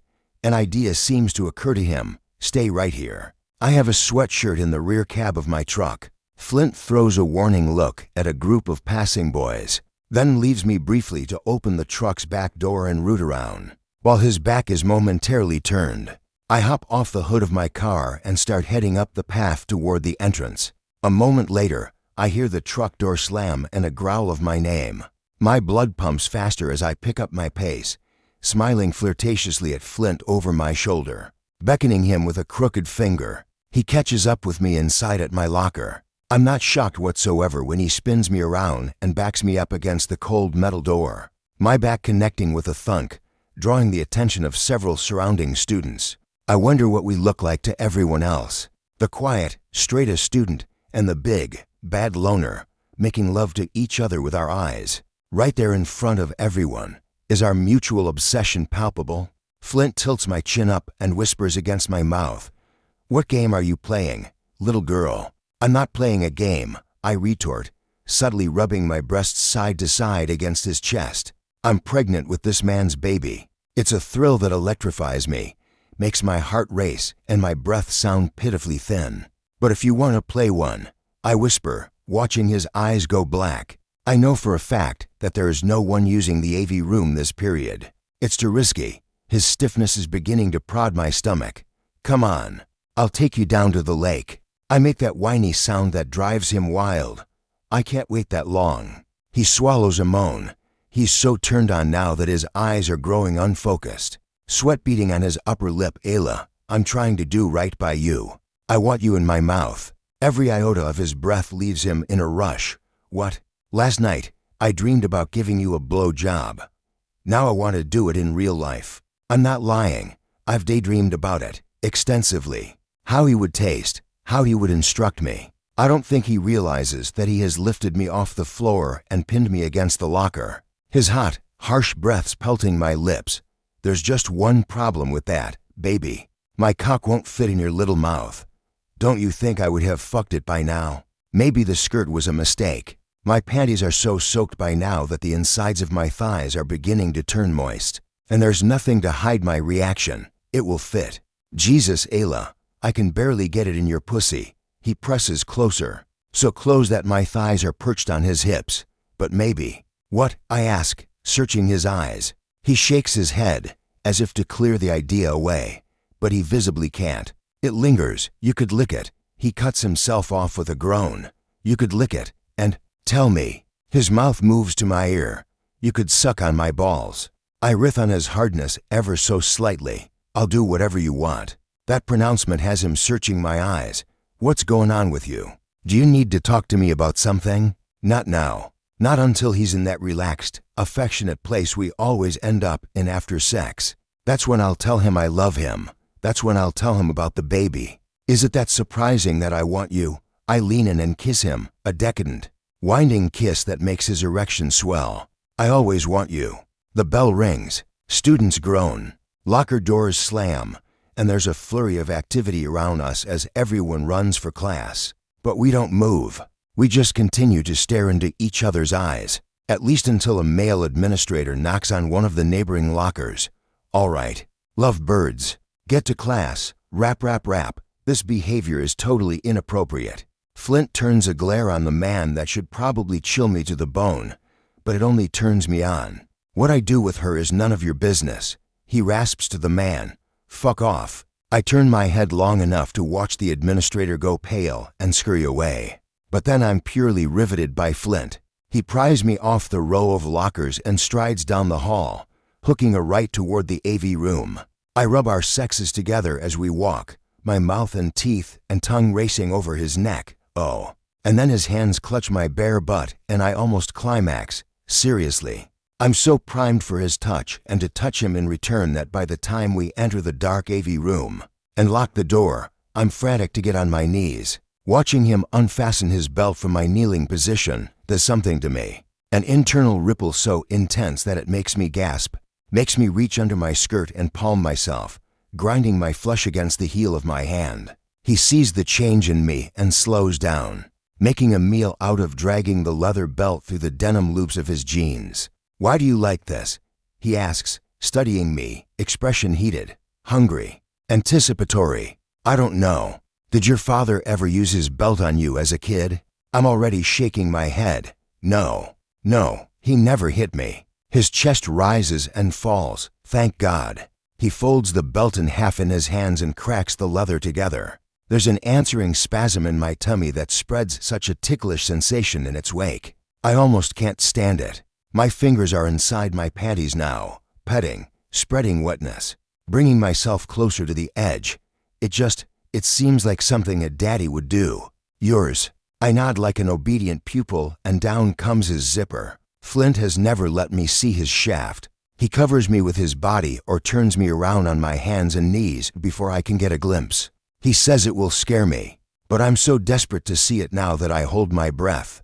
My hands steepled together like a nun in prayer. He takes it out of his jeans in a white-knuckled fist and drops the ample weight of it, letting it bounce, along with his balls, into view. It's so stiff. It sticks right out and, oh my God, it's thick and ruddy and long, so long. And my name is tattooed on the side. Both sides. Flint, I whisper, tears springing to my eyes. Well, he steps forward stroking himself, shadows dancing in his blue eyes.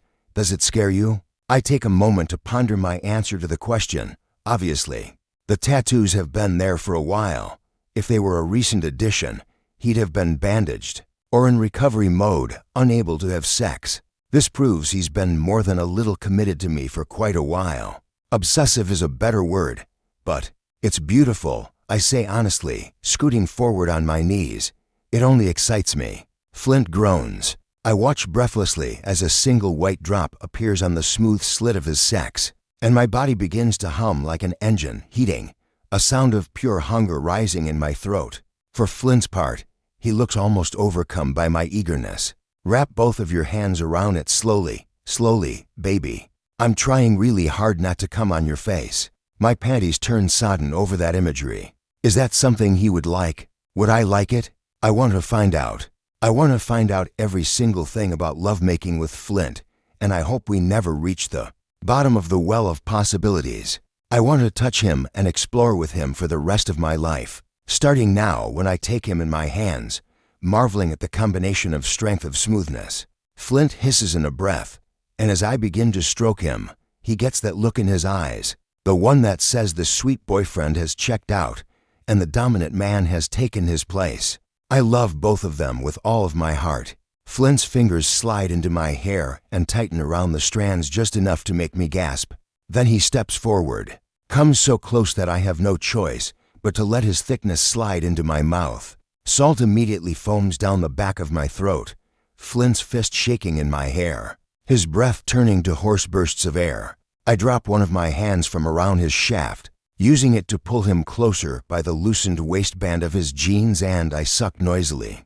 My knees squeak on the ground trying to get near to him as possible, and I work him into my mouth in the rhythm I've memorized from having him inside of me. I know he likes the pace somewhere between slow and fast, and I give him that now. I give it to myself. Fuck, baby. A professional without a minute of practice, just like our first trip to the lake, huh? On his next pump, he goes slightly deeper, pausing to make sure I'm not choking. I'm not. I'm just struggling to get my lips wide enough. He's only halfway in, and I don't think I can take another inch without gagging. Nor can I open my mouth wide enough. You were horny for me as soon as I lifted that skirt. Knew exactly how to make me come. Knew how to take a beating between your legs, didn't you? Little girl. I moaned brokenly round his flesh, his dirty speech making me hotter than the surface of the sun. My whines are equal parts turned on and frustrated because I want all of him in my mouth. My throat. I want him to own me, every inch. I know, Ayla. I know you want the whole cock, but it's not happening. Believe me. I'm already the most satisfied man on the fucking earth. I get to bury this thing in your pussy. He pushes deep inside my mouth and holds, tilting my head back whenever I want. He grits. So you keep that little thing wet, do you understand? I nod, finding unimaginable pleasure in being obedient. It's something I never expected to find in myself. But Flint would burn the world down to make me happy. So being dutiful when we make love feels good and right. Because I know how much time he spends honoring me, considering me, serving me. I'm so desperate to do the same for him in this moment that I find a reserve of courage inside of myself. I take a deep breath and another until I reach a state of calm. I relax the muscles of my throat and allow his huge sex to travel deeper, deeper until Flint's heavy balls are pressed up against my chin and he's making these wild, choking sounds, vibrations coursing through his strong body. I can't believe, oh my God, how. Enjoying the fact that Flint is at a loss for words, I bring my hand to his balls, cup them and roll them gently in my palm, his erection growing inside of my throat as a result. Fuck, you have to stop that. Stop or I'm going to choke you, baby. Stop. But somehow, I know that can't happen, that he's only being protective, so I swallow, flexing my throat muscles around the plump trunk of his sex, and then I'm gasping for air, filling my lungs, because Flint has yanked himself out of my mouth. There isn't a second to orient myself before I'm being lifted into the air. My feet hover above the ground for a few seconds, and then my back is thrown up against the wall. A ripping sound is the only clue that my panties have become a casualty, and then he's entering me, driving me up the wall with a strangled yell into the curve of my neck. Don't you ever do that again, ever. I have to forget that happened, Ayla, or I'll get greedy. He draws my thighs up around his hips and hits me with hard, fast thrusts. I won't be able to keep my cock out of your mouth. And I'm already having that problem with your cunt, aren't I? Can't leave the poor little thing alone. Won't. He surges forward, pinning me hard, entering me with the aggression of an animal. If you keep spoiling me like a king, I'll never let you see the light of day. No normal life for you, just my bed, the lake, the back seat of my car. I'll turn you into a fuck toy if you let me. Don't let me. You could never do that. I hiccup into his neck, the pressure of my imminent orgasm beginning to be too much, too full and too close. You couldn't lock me up. No, he pants, pressing his forehead to mine. He looks at me with so much affection that a rush of euphoria crashes through me. No, I couldn't do anything to hurt you. I couldn't lock you up. Just tell me I've got you locked down. Say it over and over and over. You've got me locked down. I tilt my hips and bear down into his grinds, my eyes widening as the pleasure starts to take me. I'm yours. You've locked me down. Forever, Ayla, for fucking ever. My neck loses the ability to hold my head up and I whimper, forever. That single word seems to shoot Flint over the edge and we both go soaring together, groaning against each other's open mouths, my legs wrapping around him and squeezing, his hips circling, grinding. Our movements frantic as we work the final drops of frustration free. I have no idea how long we stay like that, fluids dripping from our intimate parts where they join. our shallow breathing eventually turning more even. After a while, I start to notice a slight increase in tension in Flint's shoulders. I lift my head to find him looking at me with so much fiery intensity. I can only stare back in awe and wait. Is there anything you want to tell me, Ayla? At first, I have no idea what he's talking about. My brain has been wiped clear by the last 15 minutes of sweaty lovemaking. I barely know my own name. What do you mean? He gives me a warning look, Ayla. Oh my gosh, my whole plan for the day comes back into focus. I need to tell him I might be pregnant. But before I can say a word, he speaks again. I've known your cycle by heart since freshman year. He tilts his head, studies me. When it's that time of the month, you take bathroom breaks after second and fifth period to change your tampon. He shifts his hips, and I'm so sensitive that I suck in a breath. As far as I can tell, there's nothing inside you right now except for me. Is he mad? I study his face, the downturned corners of his mouth, the way his dark eyebrows knit together, his gaze glittering. Oh God, he does seem angry. Is he mad at me for getting pregnant? Does he already know I lied about being on the pill? Of course, he's going to be mad. He's 18 and I'm about to saddle him with a baby. What was I thinking? How could I be so impulsive? Is he going to break up with me? Flint, I sob. But I don't get a chance to say another word because the door to the AV room busts wide open. I scream at the sudden noise, and when several cops stride into the room, one of them flipping on the lights and blinding me, I cling to Flint as hard as I can. What is happening? Mr. Porter. Flint is so busy fixing my clothing to hide my nudity. He answers almost distractedly. What? He snaps, murder crackling in his eyes. Don't fucking look at her. You're under arrest for stealing car parts. An officer steps forward with a pair of handcuffs, and my life flashes before my eyes. We've got you on camera, son. The owner of the car is pressing charges. Now, I see you're a little busy. He shares a chuckle with the other officers. And my principal is there, too, oh Lord. What is going on? But I've got to Mirandize you and bring you down to the station. Take one step closer to her, and I will snap those cuffs closed around your throat. Flint growls, shielding me with his body, and I said, don't look at her. Sorry, son. He lowers his voice for our ears alone. But you broke the law. Time to face the music. Stolen car parts. I ask Flint in a whisper.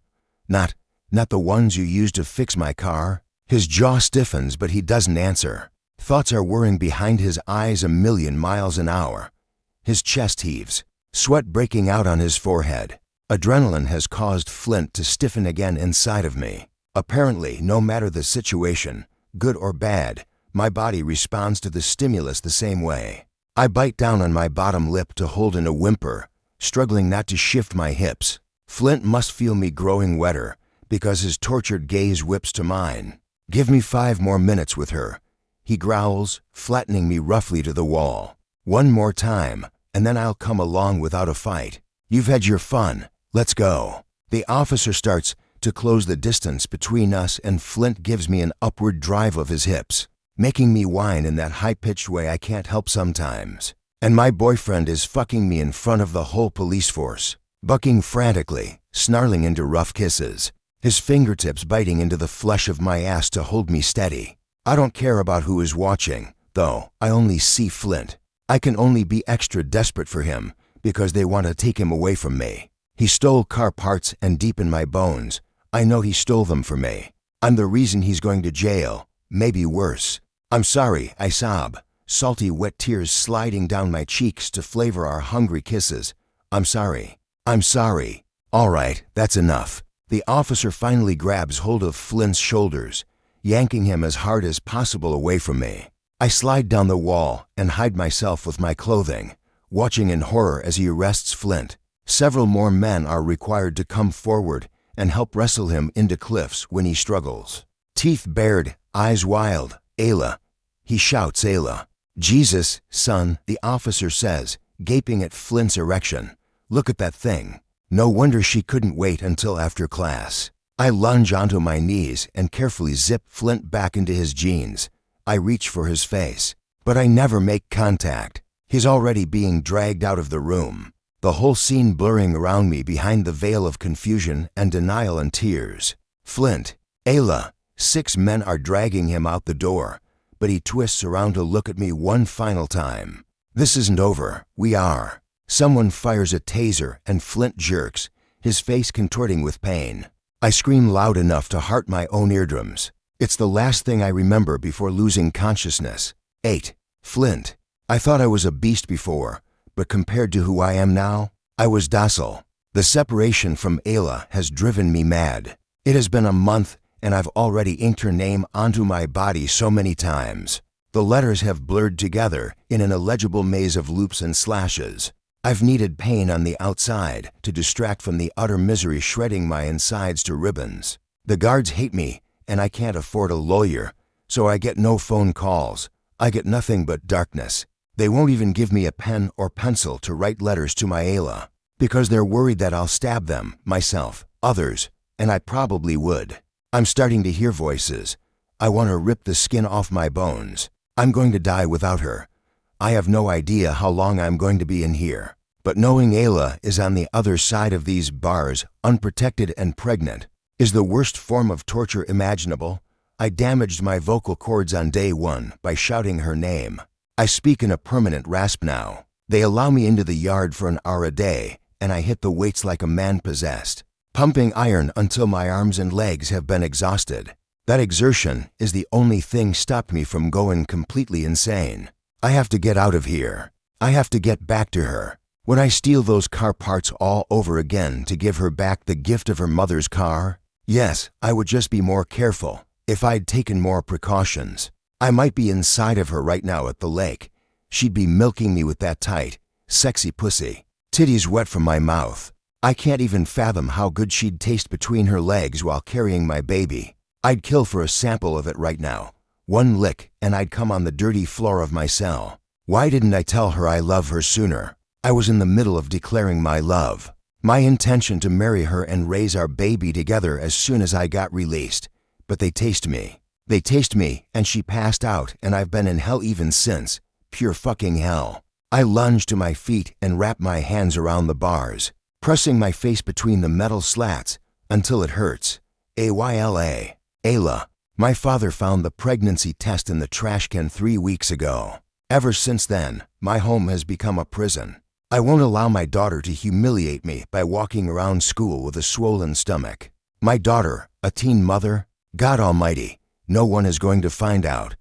What would they think of me? Your mother would be humiliated. I can either send you to live with my brother in Montana or, by God, you'll stay in this house until you've delivered the bastard and put it up for adoption. Your choice.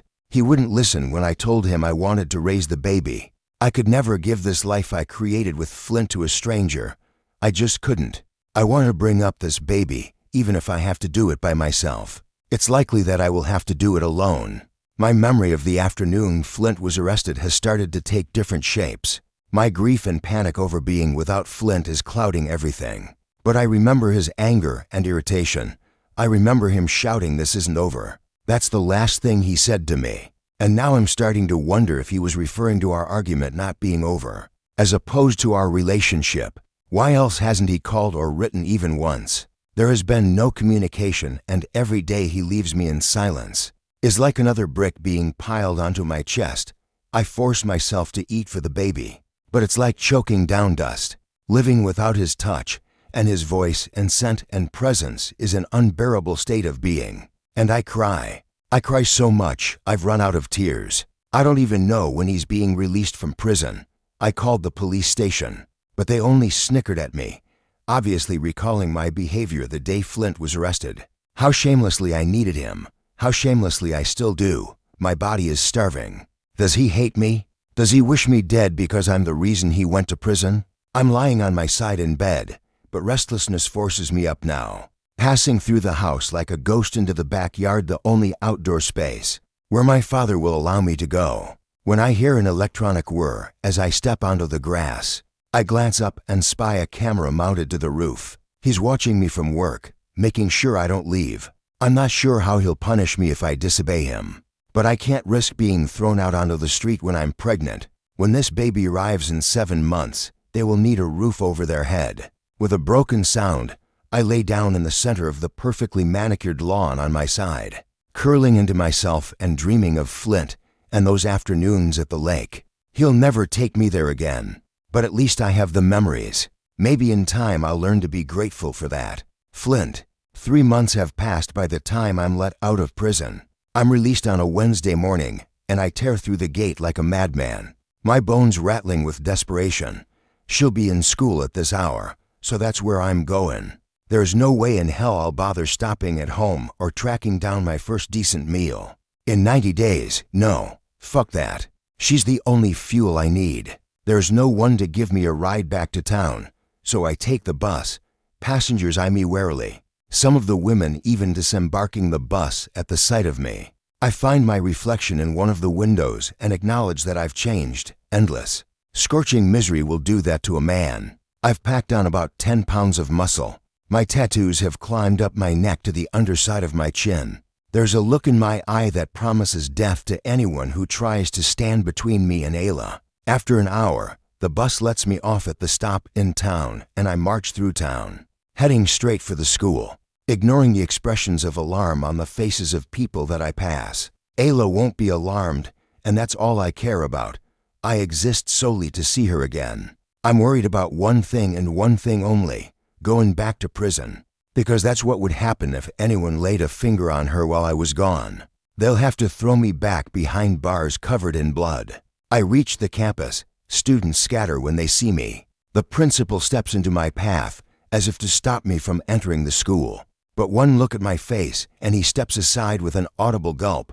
It's almost lunchtime. She'll be in health class. I'm going to carry her straight out of here, drive us to the lake, and fuck her until we forget the last 3 months of hell. Then I'm going to marry her, today, tomorrow, as soon as possible. I've had a taste of living without her, and I realize now how foolish I was all those years, thinking I'd be able to let her go when we graduated high school. I'd have followed her wherever she went, stalked her, eventually given in and taken her to bed without a rubber. It has been inevitable since the first time I saw her. Ayla is my forever, and I desperately need to hold her and tell her that. I'm inside the school now, right outside the door where we would have been spending third period, if everything hadn't gone to hell. It takes my whole reserve of willpower not to kick the door down. Instead, I wrench it open and step inside. Ayla. Several students drop to the floor to hide behind their desks. Shrieks fill my ears. I don't see her. I don't fucking see her anywhere. Where is Ayla Barnes? I slam my first down on the closest desk. Where is she? The teacher steps forward hesitantly. Ayla hasn't been in school for several months. Nobody has seen her in so long, a girl whispers near the back row. My world slides sideways, like fried eggs off a hot frying pan. I hear nothing else that's said because there is a deafening siren going off in my ears. Nausea roils in my stomach and rises in my throat. I stumble from the classroom and start to run. I see and hear nothing as I run to Ayla's house. My leg muscles on fire, lungs in a permanent seize. I won't speculate on where she's been or if something happened to her, because I'll go even madder than I am now. I'll go berserk. My heart is pumping wildly as I reach the end of her driveway and sprint to the door, pounding on it while shouting her name hoarsely, prepared to rip it off the hinges, if necessary. "Mr. Porter," says an older male, "leave now or I'll call the police." I turn in a circle but see no one. Where is the voice coming from? There's a mechanical buzz and a small movement just above the door. A camera. Someone is watching me and speaking to me through a camera. And that somebody must be Ayla's father. But I don't remember these cameras from before. I don't remember the extra locks on the door either. What the fuck is going on? I roar at the device. Is she in here? The possibility that occurs to me next sends my blood into a boil. Are you keeping her in here? It's for the good of our family. Mr. Porter, you are not to have any contact with her. Do you understand? You have done more than enough already. More than enough. My heart is crumbling in my chest. I'm still not 100% sure what is going on here, but it's becoming unbearably obvious that my girl has been suffering in my absence. She's been suffering because of me. A sound rips up my throat, raw and pitiful, and I reach up, ripping the camera from its perch, throwing it clear across the yard. Ayla, if you're in there, stand back. I'm just about kicking the door when I sense movement to my left. The curtain moved. I'm positive. She's in there, but she won't let me in. Oh God, she hates me. I got her pregnant and left her alone. Left her helpless to the whims of a controlling father. She is never going to love me now. The emptiness tries to knock me to my knees, but my excruciating need to see her again keeps me standing. It takes 3 kicks to break the door down, and then I'm inside. Hooking a left at the end of the entryway, going toward her bedroom. Of course, I know which one is hers. I've lost track of how many times I came here to watch her sleep over the last 4 years, just to make sure she was okay. Ayla, I kneel outside of her bedroom door, dropping my head into my hands. Open the door. Please, you shouldn't be here. Comes her murmur from the other side of the barrier and I nearly come in my pants. At the sound of her voice, she'll call the police. Denial rips at my insides. Don't tell me you've been in here for 3 months, baby. I'll die. Several seconds tick past, giving me my answer, and I slam my head into the door. He means well, she says.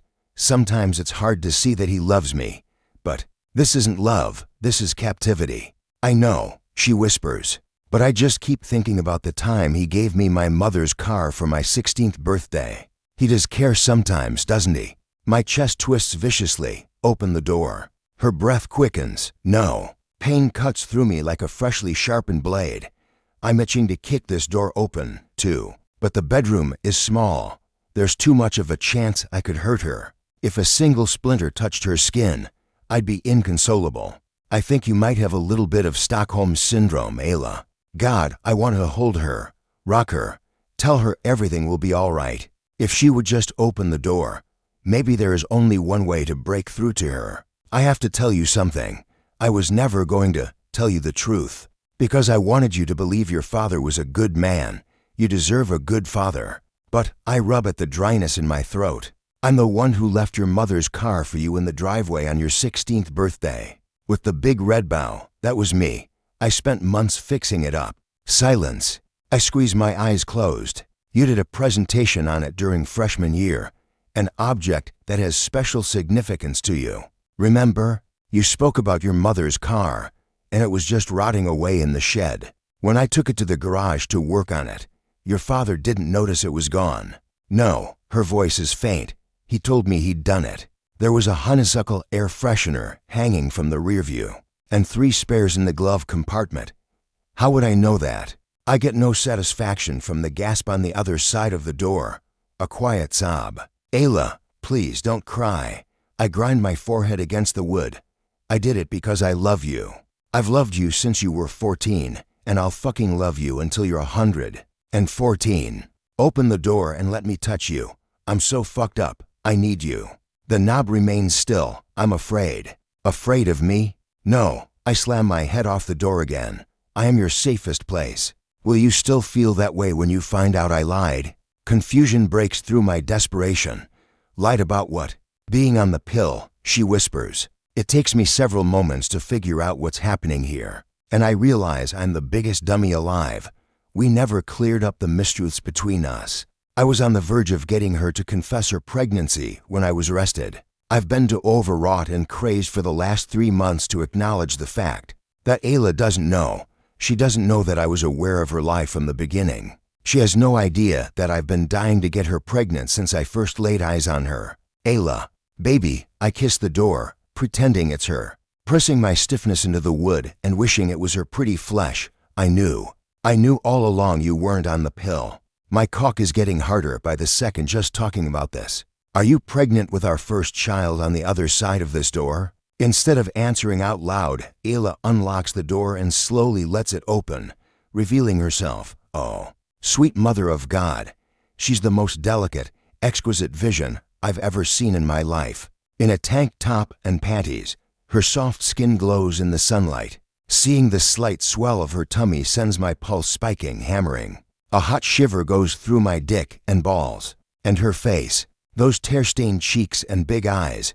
I would welcome the chance to die for this girl. How did you become even more of an angel? I say gruffly, walking forward on my knees and wrapping my arms around her waist, kissing her belly over and over. This is all I've been dreaming about for years.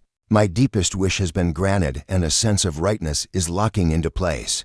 Mine, mine, mine, mine, mine. I could say the opposite about you, she breathes, hesitantly combing her fingers through my hair. Her tears splashing onto my shoulders. You look like the devil. That's who I turn into without you. The fucking devil. I gain my feet slowly, dragging my open mouth up the center of her ripe body, my fingers working my zipper down. But to you, Ayla, right now, I'm God. I scoop her up so fast that she gasps and then, oh Christ, I'm finally back in heaven.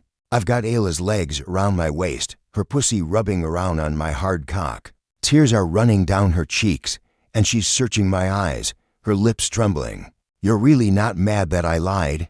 That I got pregnant on purpose? Sweet, innocent girl.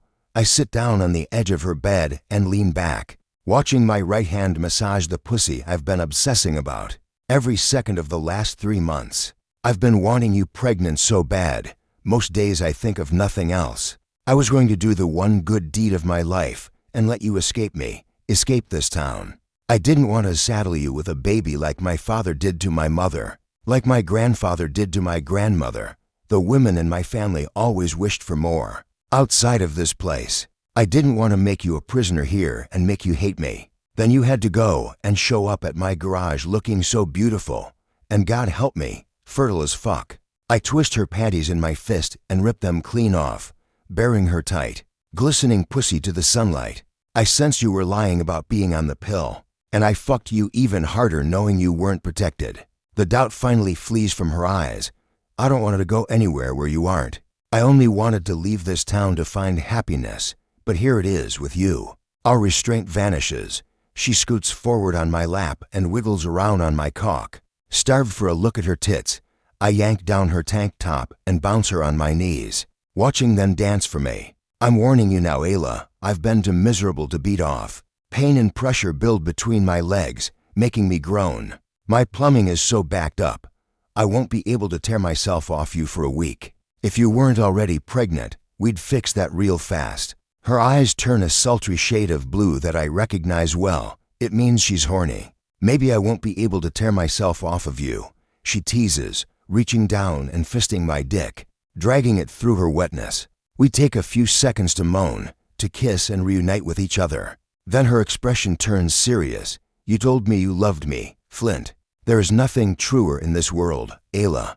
I love you, too, she whispers against my lips, tears making her eyes shine. Then, because she's utter perfection, she sinks her tongue into my mouth and lowers herself onto my cock at the same time, twisting her hips as she kisses me. Ayla, I groan, breaking free of the kiss, already panting. I wasn't kidding. I'm already about to flood you. She shakes her tits at me. Do it, Daddy. I almost black out. Oh, fuck. Outside in the front yard, a car door slams, and I know it's her father. The knowledge in her eyes says she knows it, too. Do it. Come inside me, she repeats, starting to buck her hips frantically. And then take me away from here and never let me go. I'd promise her the moon, the sun, and the stars any time she asked. But especially right now when she rides my cock like she's trying to win a contest. My balls are in my fucking throat. Jesus, Jesus, Jesus. I hear the front door of the house open and surge to my feet, slamming her bedroom door closed and keeping it shut with my left hand, using my right to ride her up and down, faster, faster, biting down on my lip to keep my grunts from turning into bellows of pleasure. Ayla, he pounds on the door. That convict better not be in there with you. Her head falls back and she exhales shakily, tightening her pussy muscles until I can do nothing but grind her up against the door roughly and ejaculate, gripping her ass in my hands. Somehow, I manage to stay silent during the best climax of my life, even while I'm shaking and my eyes roll back in my head. I don't stop thrusting until the insides of her legs are dripping with my spend, and I'm still hard as a rock for her. You trust me to take you away from here, baby? I ask in between deep breaths. You trust me to take care of you and this child? Her eyes shimmer with love. I trust you, period. My throat cinches up so tight I can hardly speak. I'll never let you down. We keep the door locked long enough to pack Ayla's most important things and clean myself off of her thighs. Then we walk straight past her father out the front door. The knowledge that Ayla is 18 and he can do nothing to stop us playing on his face. We walk out the door a little uncertain of our future, but totally confident in each other and our love. And I know it's going to be a beautiful ride. Epilogue. 10 years later. Ayla. I watch from the upstairs office as my husband rolls out from beneath a Mercedes, his shirtless, muscular torso covered in sweat and grease. My palms slide slowly up my inner thighs, dragging my skirt to my hips. I'm alone in the office. That's how Flint likes it. We bought the auto body shop a couple of years after graduation, and I took over the administrative side of things while Flint remains downstairs in the shop. We tried hiring employees upstairs, but it didn't work. Me and my husband need to be alone too often to have people around. As it is, we've already been caught making love by several customers over the years. We were already a source of fascination for the community after what happened a decade ago. But now everyone blushes when they pass us on the street. Yes, we're something of a folk tale in this town. The convict who impregnated the good girl, stole her out from under her father's nose, marched her back into school the following day so she could finish degree. By the end of senior year, I was visibly pregnant, but I didn't care about the whispers in the hallway. I had my soulmate to hold my hand, and we had plans. We married at the courthouse the day after we graduated and lived above the garage for 2 years, while scraping money together. Then we bought the garage. I put my academic prowess to good use and adjusted some old business practices, started advertising, and found us another garage under foreclosure. We fixed it up and made it our second location. We own 10 auto body shops, but my husband and I continue to work in the first one because it's our home. It's where we made our first happy memories on our own. The first night when we made love for hours in the creaking bed and he promised to provide for me. Always. That scary morning when I went into labor with our first child and Flint could barely think straight. He was so sick over my pain. The time my father came into the shop a year ago and asked for our forgiveness, admitting that we'd done well and proven him wrong. Done well is an understatement. We live in a beautiful home now overlooking the lake where Flint took my innocence, where we fell in love.